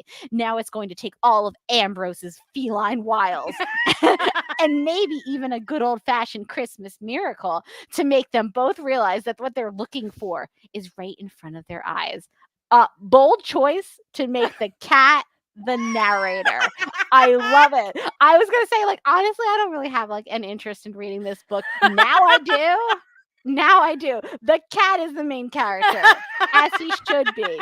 It's also only 224 pages. So I could read that. That's a light afternoon read for sure. I am a pretty terrible reader, but I think maybe I could do that. Morgan, I don't know. Okay, yes. Something has happened to your It seems as if I've been possessed by the spirit of Christmas. Is it okay? We're back. Yeah, We're back. Yeah, okay. That's what I get for making fun of Ambrose, the world's most perfect narrator of a romance novel. You know, you could have done that with this Hallmark movie. It could have been like a look who's talking kind of thing. I honestly, I liked the Hallmark movie. I enjoyed it start to finish. I was like, this movie is insane. Why are there still so many plot points? But I was on for the ride. But if that movie had had a talking cat, That's a Game Christmas stand. changer. That becomes a Christmas standby. That becomes a movie I watch every year. Move over, Elf. Get out of the way, Home Alone. It's time for the 9 Lives of Christmas. Ambrose is matchmaking. I wish we could see that version of the story.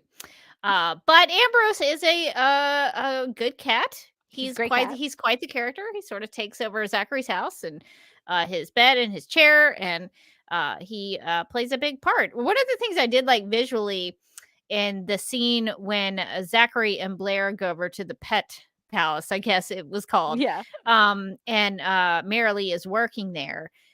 Blair wants to get rid of Ambrose, and she's like, I don't want to even hold him, all that kind of stuff. And she hands Ambrose to Marilee, and then Marilee is now holding Ambrose. And I was like, that's actually a good blocking choice, where you have the then girlfriend giving the cat, who means so much to Zachary, over to this new lady who's going to fall in love with Zachary, and she's going to take care of the cat. And I was like, it's cheesy, it's a little cliche, but I kind of like it.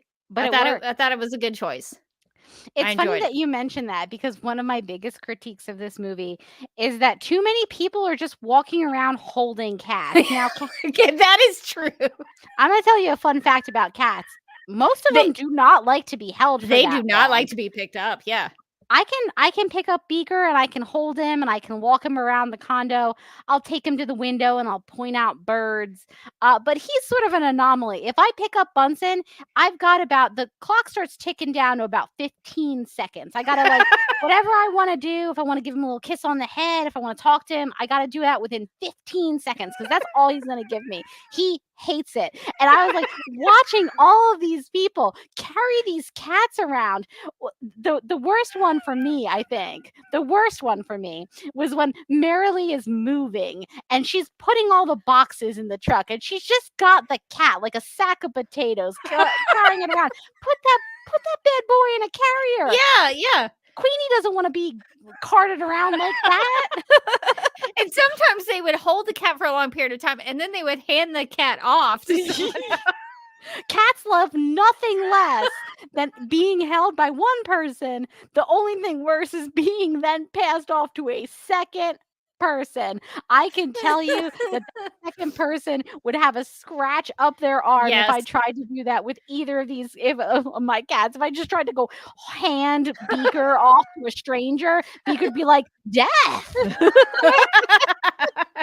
Now, Ambrose kind of did that in the pet store with Blair. He sort of swiped at her, and that's why Blair got very upset, because they were like, well, he's just being playful. It's no big deal. He's not attacking you in any way.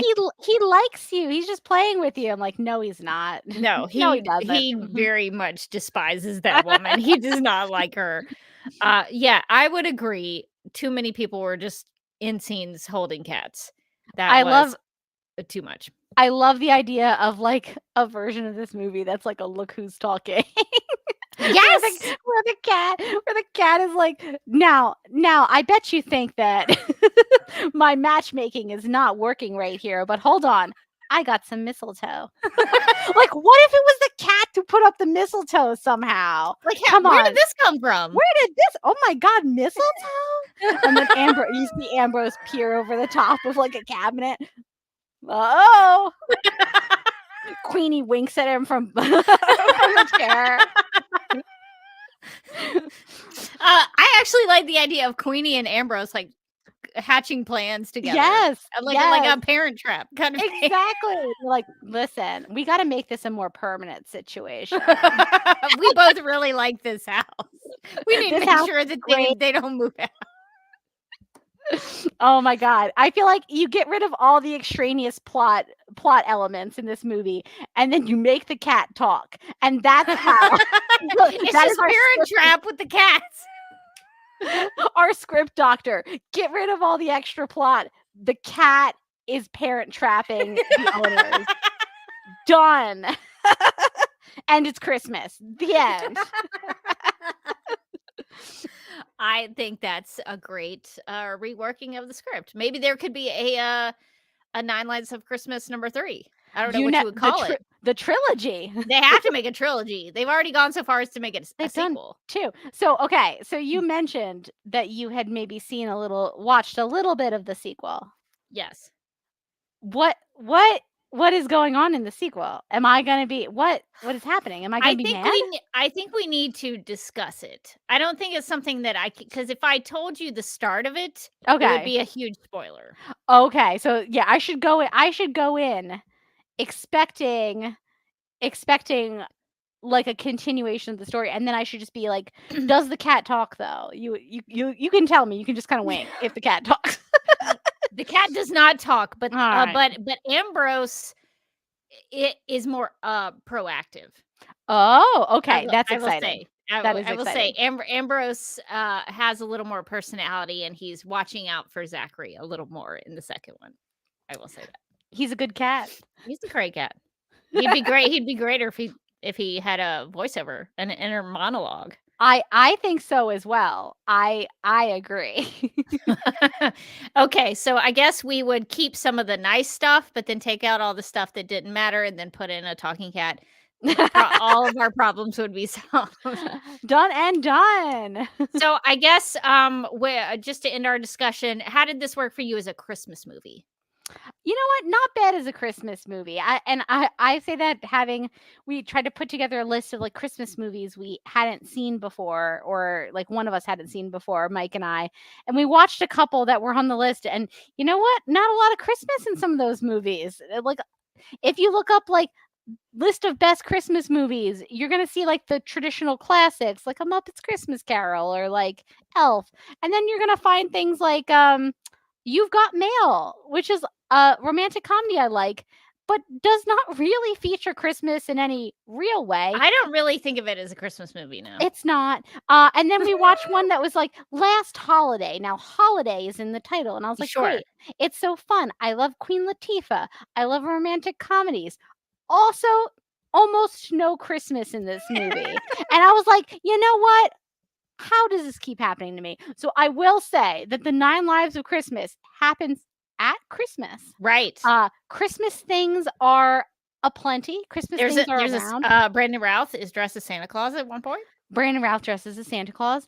There's the mistletoe. There's the infamous mistletoe. So yeah, I feel like at least in terms of it feeling like a Christmas movie, it does feel like it happens at Christmas, and that Christmas is a part of it, and that if you took out Christmas, the movie would be different. Yes. I think they talk about maybe a little bit about the Christmas spirit, and I think there's some of that it feels very Christmassy. So I would say that for a Christmas movie, I think the 9 Lives of Christmas sort of lived up to that title. Not necessarily the 9 Lives portion, but the Christmas part of the title.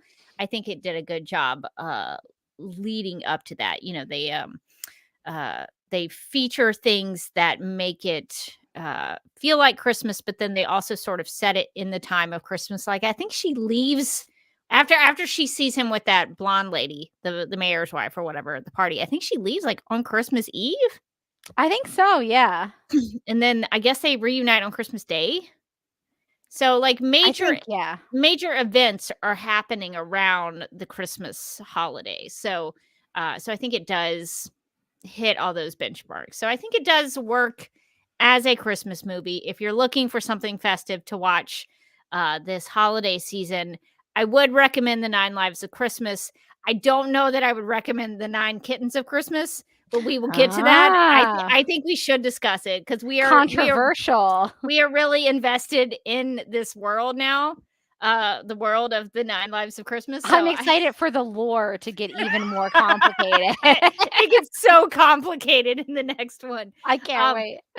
So I think we should discuss this further to really hammer out Zachary and Marilee's relationship, because I want to know what happens with those 2 crazy kids. I need for you to talk about it. So so I wouldn't maybe recommend the sequel, but this one I think is a good standalone movie to watch that makes you feel good, that has some cats in it, and it has some Christmas stuff. So if you're looking for something to watch this holiday season, I think this is a good cat friendly one to watch. Now, Morgan, I do have some Nine Lives of Christmas related snap judgments. So would you like to make some snap judgments? Of course. In the game of snap judgments, each person is presented with 2 options, but must only choose one. First instincts are recommended and explanations are unnecessary. Okay, so our first snap judgment. What are you more likely to pick up at the grocery store? Mrs. Claus ice cream or pet food? So for those who have not watched The 9 Lives of Christmas, Marilee and Zachary meet at the grocery store in not a really great meet cute. Like I felt like the meet could have been cuter. Yeah, I agree. It wasn't as cute as it could have been. But Marilee, she goes to get ice cream. She goes for the pint version, I think. And then she gets this big thing of ice cream.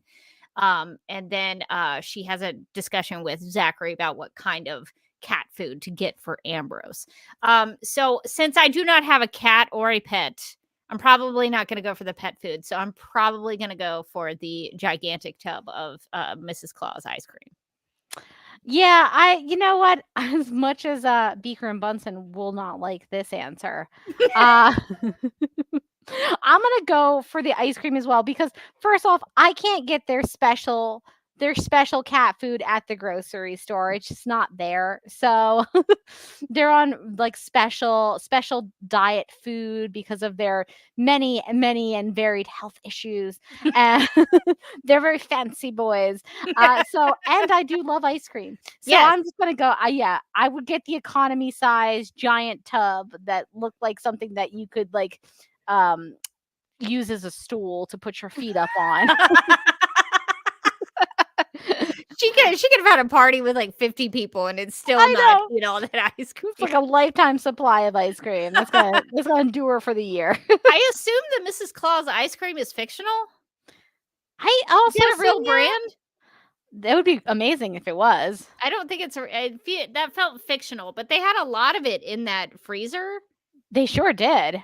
So I was like, did they really go that far with creating this fictional ice cream brand? I guess so, because I Googled it and I am not finding anything besides like pictures of Mrs. Claus. Well, kudos to them because this may be a reach, but because Zachary was Santa Claus. Oh. And she got the Mrs. Claus ice cream. Was that foreshadowing their relationship? Maybe. I don't know. I like it. It's layers of meaning. Okay. Would you rather go to a Brandon Routh presentation about fire safety or Santa Claus? As much as I liked seeing Brandon Routh dressed as Santa Claus, I think I would want to hear him talk about fire safety. I liked his little fireman hat and being in the fireman suit. I think I would be more into that. Yeah, I'm going to go fire safety too, because I feel like if Brandon Routh told me some facts about fire safety, I would feel comforted. Like, oh, everything's going to be okay. He's there and he looks like somebody who could handle this. If Brandon Routh's telling me about Santa Claus, I'm just like, okay, Brandon. Okay. But fire safety, I feel like I trust him. I feel like he's a trustworthy seeming guy. I think I would also retain the information a little better because it's coming from Brandon Routh. Superman just told me how to stop, drop, and roll. Okay, who would be better in an emergency? A firehouse cat or a firehouse dog? We did talk about how Ambrose could have saved the day. I don't really trust cats to save the day. But I think dogs have a unique ability to help out people when they are in danger. So I think I have to give it to the firehouse dogs here. I think cats are great animals, and I like them very much. They're the best. But they're sort of doing their own thing. I'm not saying that the cats would leave me to die, but I'm not saying that they wouldn't. They would be conflicted about it. They would be unpredictable. I would not depend on them. They're not dependable. It's going to kind of depend on their mood, how sleepy they are. Is there a good sunbeam? How much did they eat that day? Whereas a dog is just going to be like, master is in trouble, and is going to save you. And a cat is just going to be like, I mean, I don't want to move though. So I feel like I got to go dog on this one too. Okay, final question. And this one is a tough one. Queenie or Ambrose? I don't think we got a lot. We didn't get as much screen time with Queenie as we did with Ambrose. I felt like at the end of the movie, I knew Ambrose better, and I liked Ambrose. He was really trying to teach Zachary how to love again. That's true. Open to relationships. And I feel like Queenie really she was there, but like Ambrose really was, I think, the star of the show. So I'm going to go Ambrose on this one. Poor Queenie, typical love interest, just kind of relegated. Second fiddle, no character development. Love you, girl. You deserve better. Hopefully in the sequel. Fingers crossed. I also am going to go with Ambrose. I love an orange tabby. I think they're so cute. But also, yeah, he had like some character development. He taught Zachary how to open himself up to love. He was like, "No, that's my bed. That's my chair. This is my house now." And that is big orange cat energy. I think it would have only been more complete if he had like managed to stick his head into like a vase or something and couldn't get it out. So I gotta go my boy Ambrose on this, especially knowing that he's the narrator of the book. He's a talented cat. So I also had a thought, just kind of in the Superman vein of Brandon Routh having played Superman. Ambrose sort of looked like Streaky the Supercat to me. He did. He had a streaky vibe to him. He's got a streaky look. Streaky's also an orange tabby. Yeah. So traditionally on Supergirl, he's a black cat. But traditionally, the orange tabby is associated with Streaky the Supercat. So I enjoyed that. I didn't want to spoil things, but don't get too used to Queenie. No, girl, you've been robbed. We'll have to talk about Queenie in the next. This is John Wick all over again. Maybe I've already said too much. All right, well, I guess that's going to take us out of Snap Judgment. No judgments on your Snap Judgments. All right, well, we need to get to some feedback. So, Morgan, would you read our email that we received? Sure. As I work my way through my heartbreak, here is an email. So, email sent to us from Claudia, who writes, I have a few questions about Supergirl and Black Lightning, and I hope you can shed some light on it. I have been binging Black Lightning, and I'm currently in the middle of season 2. The episodes that I'm watching aired on TV at the end of November-December 2018, which is at least a year before Crisis, for context. During season 1, the characters of Black Lightning had specifically referenced Supergirl during a few episodes, maybe 3 times, but there had never been any mention of Superman nor any of the other Arrowverse heroes. Also, in the beginning of season 2, there was a scene in which a photo of the Pierce family showed Jefferson wearing a t-shirt with the House of L symbol on it. That got me thinking. It seems that the pre-Crisis Earth on which Black Lightning is set had a Supergirl, but it does not have any other heroes other than Black Lightning, of course. Were you aware of this? Has this ever been brought up on Supergirl Radio on any Arrowverse panels that you are aware of? So, Claudia, I have only watched like 30 minutes of the Black Lightning pilot, and I know Morgan hadn't gotten too far past season 1. I think I watched almost to the end of season 1, but this was a long time ago, so I don't have good memories of it either. I would have to like go back and rewatch, which I will at some point in my life. So we personally do not have any Black Lightning knowledge, but we did reach out to someone who did. So here is a response from Andy Bebacht of the Flash podcast, who can fill in the gaps of knowledge that we do not have.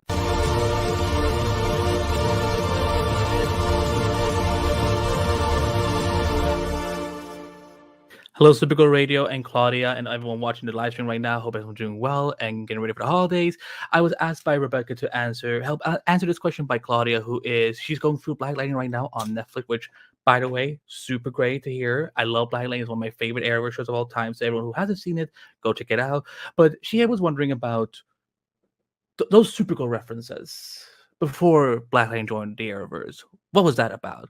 Does she exist in that world? What does that mean for other characters? Well, basically, the showrunner Sally McKill back in the day was very cryptic about what DC meant in the world of Black Lightning, where it was very ambiguous because they had these name drops. They mentioned Supergirl in season 1, episode 9 of Black Lightning.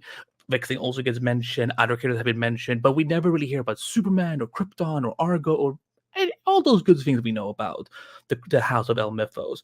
So we get a testament to what the situation was when Jefferson Pierce shows up in Crisis on Infinite Earth Part 3, when he meets the other characters, when he gets on the Wave Rider and he meets Superman, and he freaks out because he's saying, wait, so the Superman thing is real? I'd be damned, which means to him and people in Freeland and in their world before it was destroyed by the Anti-Monitor, they were just fictional characters. These were characters that Jefferson would read in comic books or see in movies or TV shows or video games, where like DC Comics is a company in the world of Black Lightning. Whereas, Black Lightning, he's a real character. He's the one reading about fictional characters before he meets these other characters on Earth 1. And post-Crisis, there's an episode in season 3 that I'm looking forward for you to watch, Claudia, where Jefferson has another conversation with someone when he gets back to Freeland, where he's basically confirming once again that, oh my God, the Superman thing is real. He's freaking out about it because one of his icons is basically a real living thing, and now he's in the same world as them. So to that point, I hope that clears things up for you, Claudia, and anyone else who was watching Black Lightning and wondering this too. It was a very fun mystery for us, but yeah. Black Lightning was basically maybe the only superhero in that universe, along with Thunder and Lightning, all those characters that we followed throughout those 4 seasons. So I hope that cleared things up. I'm going to turn it back to Morgan and Rebecca for their live stream. And remember, Barry is always faster. I mean, that's debatable. I think Andy might be a little bit misinformed about the speed variations between I don't think Supergirl so. Beaker, what do you think? The Flash. Oh, Beaker's here with us. Beaker, we had a brief Beaker appearance. He's been on hiatus from Supergirl Radio. I think he's been kind of mad that his brother has been getting a lot of screen time, a lot of Bunsen time, not so much Beaker time recently. Yeah, not a lot of Beaker time recently. So, but he decided to stop by because he heard about the 9 lives of Christmas. I'm jumping ahead to the sequel. Yes, 9 Kittens is in the sequel. Yes. Sorry, yes. go ahead. No, I was just going to say I'm so glad that both of the lab cats joined us for this very special cat-centric episode of Supergirl Radio. So that's a real treat. Even though I think Andy is misinformed about Supergirl and the Flash, I think he is an expert on the Arrowverse. So we really appreciate Andy sending in that response, that very thorough response and thorough and also very well explained. So that people could hopefully understand that, because it's a very complicated kind of fictional versus reality versus kind of what those characters are living in that world. So that could get really complicated. But I think Andy did a very nice job of explaining something kind of high level into something that at least I could understand. So thank you, Andy, for doing that. Since neither of us have really seen Black Lightning to an extent that we could be informed to answer anything about it. So thank you to Andy for doing that. Well, I think that's going to get through all of our feedback. So I think now we need to get to some Supergirl Radio and some DC TV podcast plugs. If you would like to contact Supergirl Radio, you can post a comment on our website at supergirlradio.com. You can email us at supergirlradio@gmail.com. If you'd like to leave us a voicemail, you can call us at 678-718-7252. You can like us on Facebook and follow us on Twitter and Instagram, all at Supergirl Radio. You can listen to us on Apple Podcasts, Stitcher, iHeartRadio, Google Podcasts, Radio Public, Podchaser, and Spotify, where we also have a Spotify playlist that includes music featured on and inspired by the CW's Supergirl TV series. We are listed on DC's fan page, which you can find at dccomics.com/DC-fans. If you like what we do, we encourage you to give us a rating and write us a review on Apple Podcasts. If you enjoy our Supergirl Radio live streams, make sure to subscribe to the DC TV Podcast YouTube channel and hit that notification bell to get notified when we go live and wired. DC TV Podcast also has a TeePublic store, so if you're in need of new DC TV related t-shirts, tank tops, sweatshirts, onesies, mugs, notebooks, pillows, or stickers, go to supergirlradio.com and click on the TeePublic store link at the top of the page. Hello, and thank you for calling the DC TV Podcast hotline. Please listen carefully as some of our menu options have changed. Supergirl Radio? Press 1. The Flash Podcast? Press 2. Legends of Tomorrow Podcast? Press 3. The Lithuanian Room?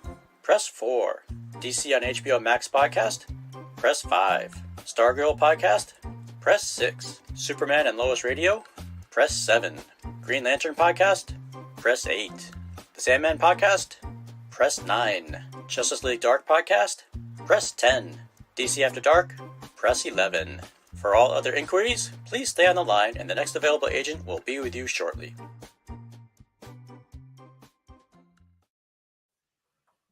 And since we talked about cats in this episode, we have some cat grant designs in the DC TV Podcast TeePublic store that we would love to suggest. I mean, that's a cat that we know. That's one of our favorites. I mean, maybe not of the furry kind, but the talking, narrating kind, but the queen of all media kind of cat. So we do have some cat grant designs in the DC TV Podcast TeePublic store if you would like to check those out. Highly recommend them if you want to support Cat Grant and Catco Worldwide Media. We would also like to thank our Legion of Super Sponsors for supporting the Supergirl Radio Patreon. These people are Michael, Anne Marie, Yvonne, Nicola, Abby, Miriam, Nicole, Brian, Ethan, Danny, Majuba, Zachary, Annie, and Rachel. So if you would like to become a Legion of Super Sponsor, you can visit the Patreon at patreon.com/Supergirl Radio, and we thank everybody for your support. If you would like to follow me on the interwebs, you can find me on Instagram at the Derby Kid, and I'm also on the social media platform Vero at Derby Kid. So a little bit different spelling there. I also have a YouTube channel that you can find at youtube.com/DuckMilkProd. I actually also recently recorded some more episodes. I joined them previously, but I recorded some episodes with Mark and Nate over at DC Cinematic Minute to talk about minutes 171 through 175 of Zack Snyder's Justice League. So we talked about Silas Stone's sacrifice and Clark Kent's return to the Kent farm with Lois Lane. So if you're interested in that, I highly recommend it. I always have a good time when I chat with Mark and Nate. We have some really good discussions, and I think people will enjoy it if you like DC Comics and or the Snyderverse. So definitely give them a follow and subscribe. So check them out at DC Cinematic Minute. And you can find me on Twitter and Instagram at Mojotastics, and also as a co-host on the Legendary Ladies podcast, where we just talked about the new Netflix film May December.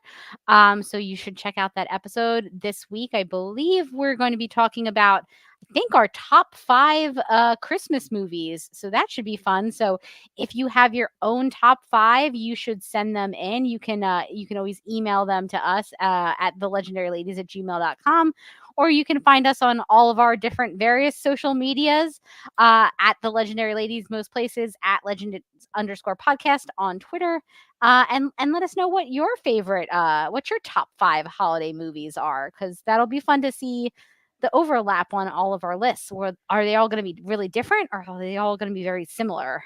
What would we put the 9 Lives of Christmas on it now? Is this going to be number 1? Or will it be Buttons? tune in to find out. That's not a bad choice for a top 5. Could you imagine if, like, I'm coming in number 1, buttons. It's got everything you want. Dick Van Dyke, angels somehow, Katie McGraw, buttons, And it's a little smattering of Jane Seymour there for some reason. Singing, orphans, multiple timelines. Go listen to our episode on buttons. It is a classic. It felt like so much longer ago that we did that, but it was just last year. It was just last Christmas.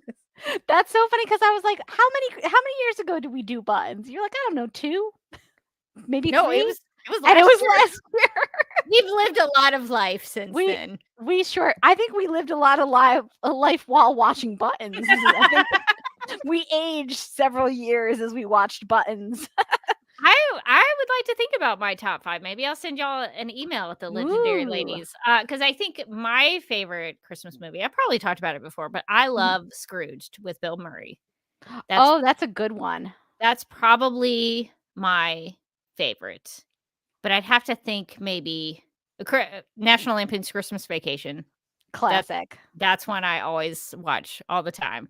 So those two would be on there. But I'd have to think. Let me think on that. I'll create a list. It's funny. I was talking about this with Mike the other day. I said that, like, Christmas is a better music holiday and Halloween is a better movie holiday because like that's maybe true. When it comes to movies, there are like maybe 10 or maybe at the outside 10 or 20 really big, like, iconic Christmas movies. And once you've seen all those, like, you're kind of not seeing another one unless you're watching the Hallmark channel. And I will say, after watching the 9 Lives of Christmas, I did kind of like page through the Amazon, like, underneath it was like suggesting, like, if you liked this, you might like a lot of these. And they all sounded the same. Like, I would start playing the preview. And my favorite one that I stopped on was it started playing the preview and it was like in the city of Sugartown or something like that, and I was like, what?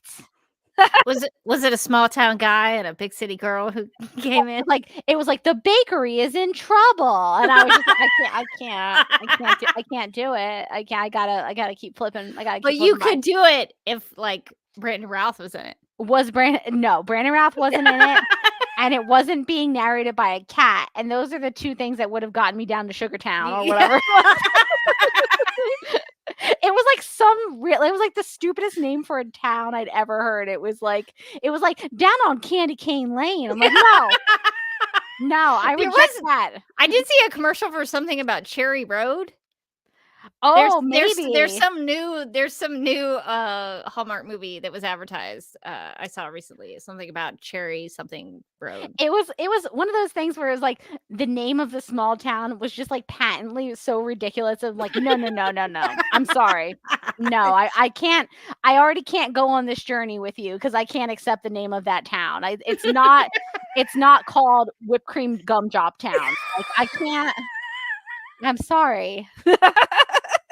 I want to see the movie set in what was it? Whipped Cream Gumdrop Town. Whipped Cream Gumdrop Town. I want to see that movie. We should write that movie. Could you imagine if they're like the somebody's trying to move away and they're like, you're trying to move away from Whipped Cream Gumdrop Town, from your heritage? And then they like just hand her a gumdrop and they're like, you might want to bring this with you. Like, we got this whole thing, I think, already figured out. Yeah, what did they do in Whipped Cream Gumdrop? I don't know. I wish I remembered the actual name because it was like almost that stupid. But not quite, like Icing City or something. I was like, no, I reject it. We could create a whole world based on these kinds of things. You're basically just living in Candyland. I mean, if that author can write the 9 Lives of Christmas, I don't know why we can't write our own Christmas book. We it sure could later could. become a Hallmark movie starring Brandon Routh. It all comes full circle. I think we should do this. I think we should brainstorm a I love Christmas it. book. You heard it here first, folks. Yeah. So I don't know. I'd have to think on Christmas movies. I think Home Alone would probably be there. Home Alone, The first Home Alone, and then also maybe Santa Claus 2. Ooh, The introduction of Mrs. Claus. With I Elizabeth Mitchell. haven't seen Santa Claus 2 in like a really long time. You haven't. I That's when Santa haven't. Claus and Mrs. Claus fall in love. I know. It's a good one. And it's Juliet. Yeah, I know. It's Julia Burke. She's in it. I don't like Santa Claus 3 as much. And Santa Claus 1 is okay. Yeah. Like, I really love Santa Claus 2. I vaguely remember Santa Claus 3, but not very well. It's the Jack Frost. Jack Frost comes and he takes over right. the North Pole. Wasn't there a movie called Jack Frost where like Jack Nicholson was a snowman? Did I dream that? I don't remember the Jack Nicholson part, but I do remember Jack Frost movie. Am I making this up? Was there a whipped cream gumdrop town in that story? It was definitely whipped cream gumdrop town. Oh no, because I confused who I thought Jack Frost the snowman was. It's actually Michael Keaton. Michael that Keaton makes more sense. Is like a snowman, but he's like a ghost also. Now it's coming back to me that I read the log line, and it's like he's killed in a car accident and he returns as a snowman. It's actually pretty dark. Okay, just FYI, I think I'm frozen again. Oh no. So I cannot end the stream, but I feel like we need to wrap it up. I think we do before I go down a rabbit hole of like what else we could do a whole other episode on like our favorite Christmas movies and kind of weird Christmas movies that we've seen before in our lives. Do you see the live stream outro button under video clips? I do in theory. Let me find it. Okay. Video clips. Don't play it now, but I guess we could do our like outro, and then you would just hit that button and then hit end stream after it's over. Okay. I might. Yes. Okay. I see it. Or do you want me to restart my stream? No, I've got this. All right. So I guess we could do if I'm still around, you can still hear me, and we're still. Rebecca has gone. We've lost Rebecca. However, I think we'll just hopefully she'll be back in a second to help us wrap this up. But I think until then, I'm gonna give it another second and hope that she comes back, because I realize that this is the last episode before the new year, and it seemed like it would be fun to have us both here to wrap it up.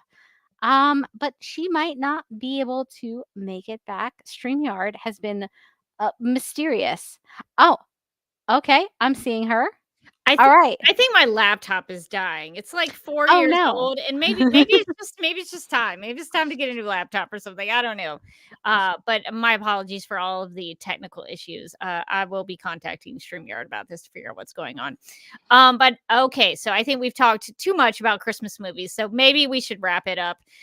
So thank you all for joining us for our last Supergirl Radio episode of 2023, not of ever. But this is going to be the final episode of Supergirl Radio for 2023. But until next time, I'm still Rebecca Johnson. And I'm still Morgan Glennon. And we hope everyone has a great holiday season. And we will be back in 2024.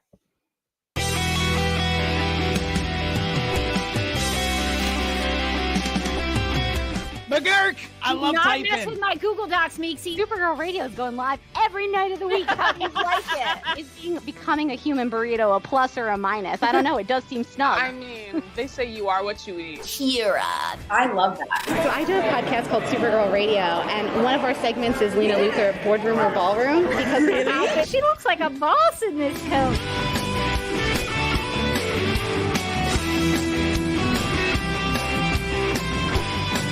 Nasty Luthor like a different Luthor? It's not just Lena being mean? No. Helen Slater here. So fun to know that you're hosting a podcast called Supergirl Radio. Yeah!